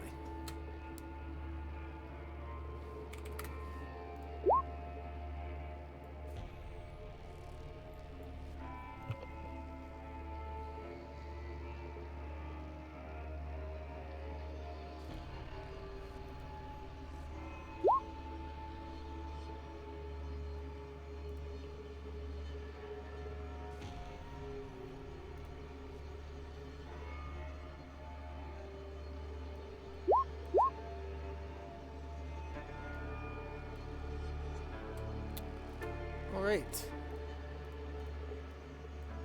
And Aaliyah, with that high perception, you can also hear the chomping and champing and chomping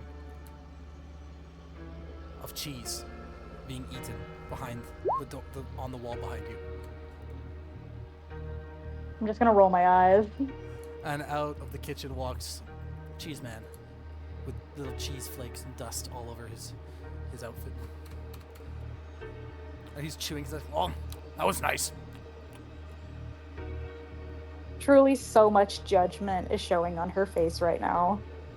He looks at you, looks down, pulls a big chunk of cheese out of his pocket, walks towards you. "Well, you want some?"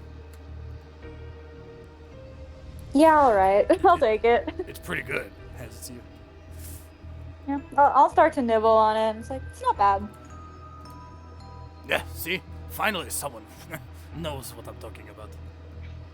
I go into the cheese room and take some as well. Okay. And there's just an ungodly amount of cheese. It's no explanation why. You can't think of any reason other than the owners of this house also loved cheese. I just stuff some in my backpack. Oh yeah, there's more than you can even carry. You're just got tons of cheese now.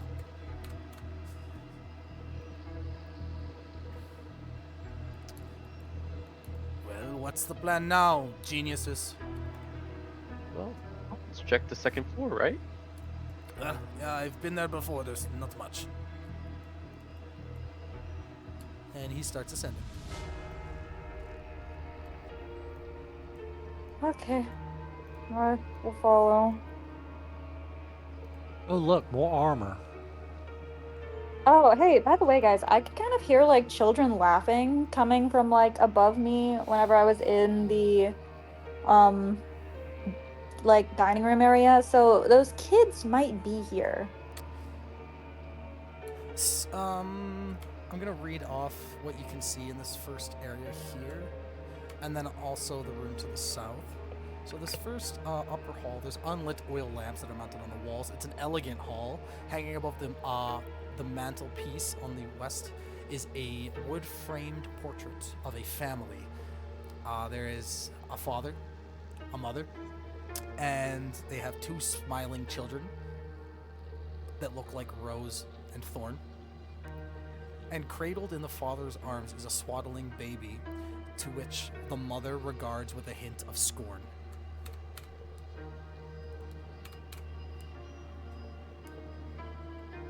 Can I investigate the painting? See if there's like anything behind it? Sure. Roll a investigation.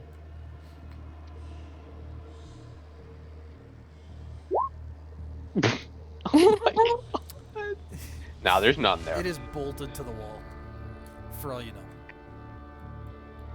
And this room to the south, actually, this looks to be a conservatory. There is a harp, a piano, some decently nice chairs, a fireplace to the east. Everything looks great. This is my kind of room. Cheeseman walks up. I've been trained with music. Watch. He starts playing hot cross buns. I bet you've never heard anything that's good. And starts walking away. I think you've eaten too much cheese. He gives you a glare. Don't disrespect the cheese. Muffle. I'll check this door right here. Oh, there's a door over here too. Okay. So in here, you see red velvet drapes that cover the windows of the room, an exquisite mahogany desk and a matching high back chair that face the entrance, and the fireplace above which hangs a framed picture of a windmill perched atop a rocky crag. Situated in the corners of the room are two overstuffed chairs. Floor to ceiling bookshelves line the east wall there, and a rolling wooden ladder allows one to more easily reach the high shelves. Can I look at the bookshelf and see if I find any books on the history of Barovia? Sure, roll a investigation.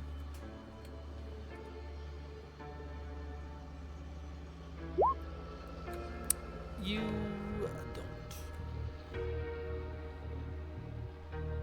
You do find various texts and tomes on various topics, but none about specifically about Barovia. Yeah, I'm walking up, down this aisle looking at books as well. Okay, roll a investigation or perception.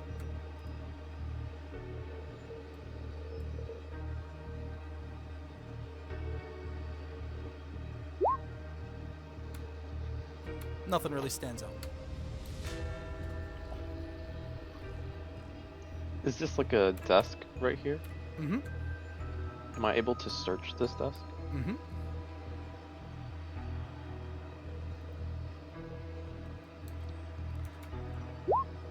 Oh my god. You Finally. look through this desk to find, well, on the top of the desk you find various things like, sorry, one sec. An oil lamp, a jar of ink, a quill pen, a tinder box, and a letter kit containing a red wax candle, 4 sheets of parchment, and a wooden seal bearing what looks to be this family's insignia, which is a windmill. The desk drawer contains a key, and with the 20, you also find a hidden compartment underneath the desk, or underneath the drawer, that says, "Don't forget the large black book." I take the key and I try to search for a large black book. Okay. You look and you do see a large black book that has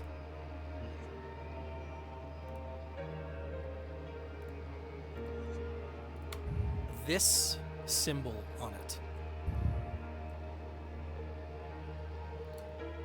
which might look familiar. Isn't that the same symbol from our letter? Yes.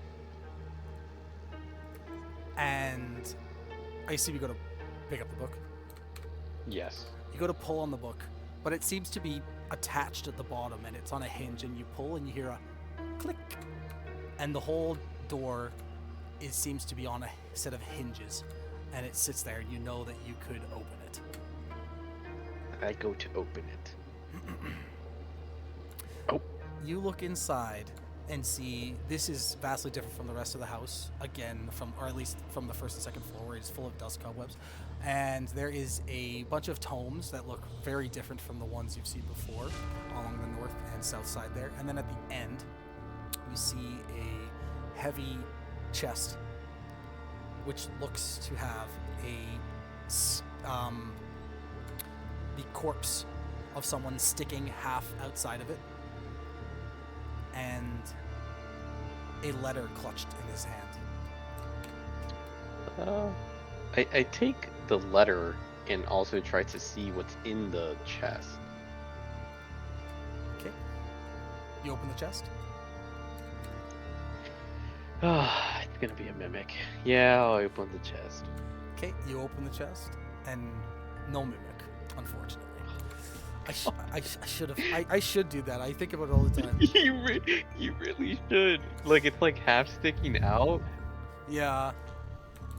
I think from now on I'm going to. So, you've made me decide. And in the future ones, it's a mimic. Oh God. Sorry. Go ahead. I'm like, if anybody's dumb enough to open the chest with a half a skeleton sticking out, they deserve to get mimicked. I will say you're supposed to roll an investigation, but it would be easy to see. There are 3 darts sticking into his leather armor of what is left of this skeletal corpse, and it looks like there had been a trap that had been pulled. Inside the chest, you find 3 blank books with black leather covers, with not with that symbol on it. They're worth about 25 gold each. You find 3 spell scrolls. One is Bless, one is Protection from Poison, and one is Spiritual Weapon.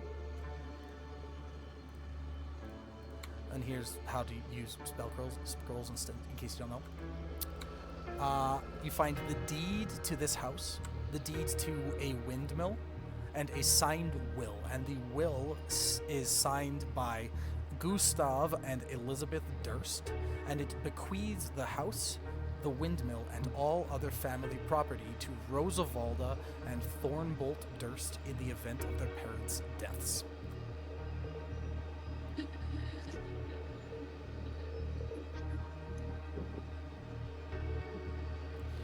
I will put all of that in notes in Discord. I share with the party, especially the 3 books I found. I give both of them one. Interesting. Oh, Yeah. book I can write my songs in. Yeah, we can get a little pretty penny out of this. Oh, I'm gonna write lyrics to my new songs based on our adventure. What's in the letter? It's a will. Right? That's the letter? Nope. Oh. Then I go to read the letter. Okay.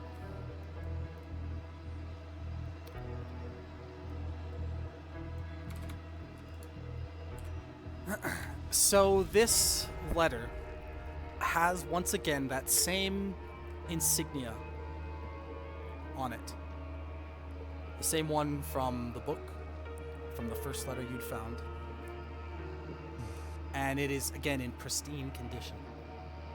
No, this one's not pristine condition, sorry. This one is old. And you open it up, and it says this. My most pathetic servant, I am not a messiah sent to you by the dark powers of this land. I have not come to lead you on a path to immortality. However many souls you have bled on your hidden altar, no matter how many visitors you have tortured in your dungeon, know that you are not the ones who brought me to this beautiful land. You are but worms writhing on my earth. You say you are cursed, your fortune spent. You abandoned love for madness, took solace in the bosom of another woman, and sired a stillborn son. Cursed by darkness, of that I have no doubt. Save you from your wretchedness, I think not. I much prefer you as you are, your dread lord and master, Strahd von Zorvich. And that's where we will pause it for the session. Sounds good. All right. Cool.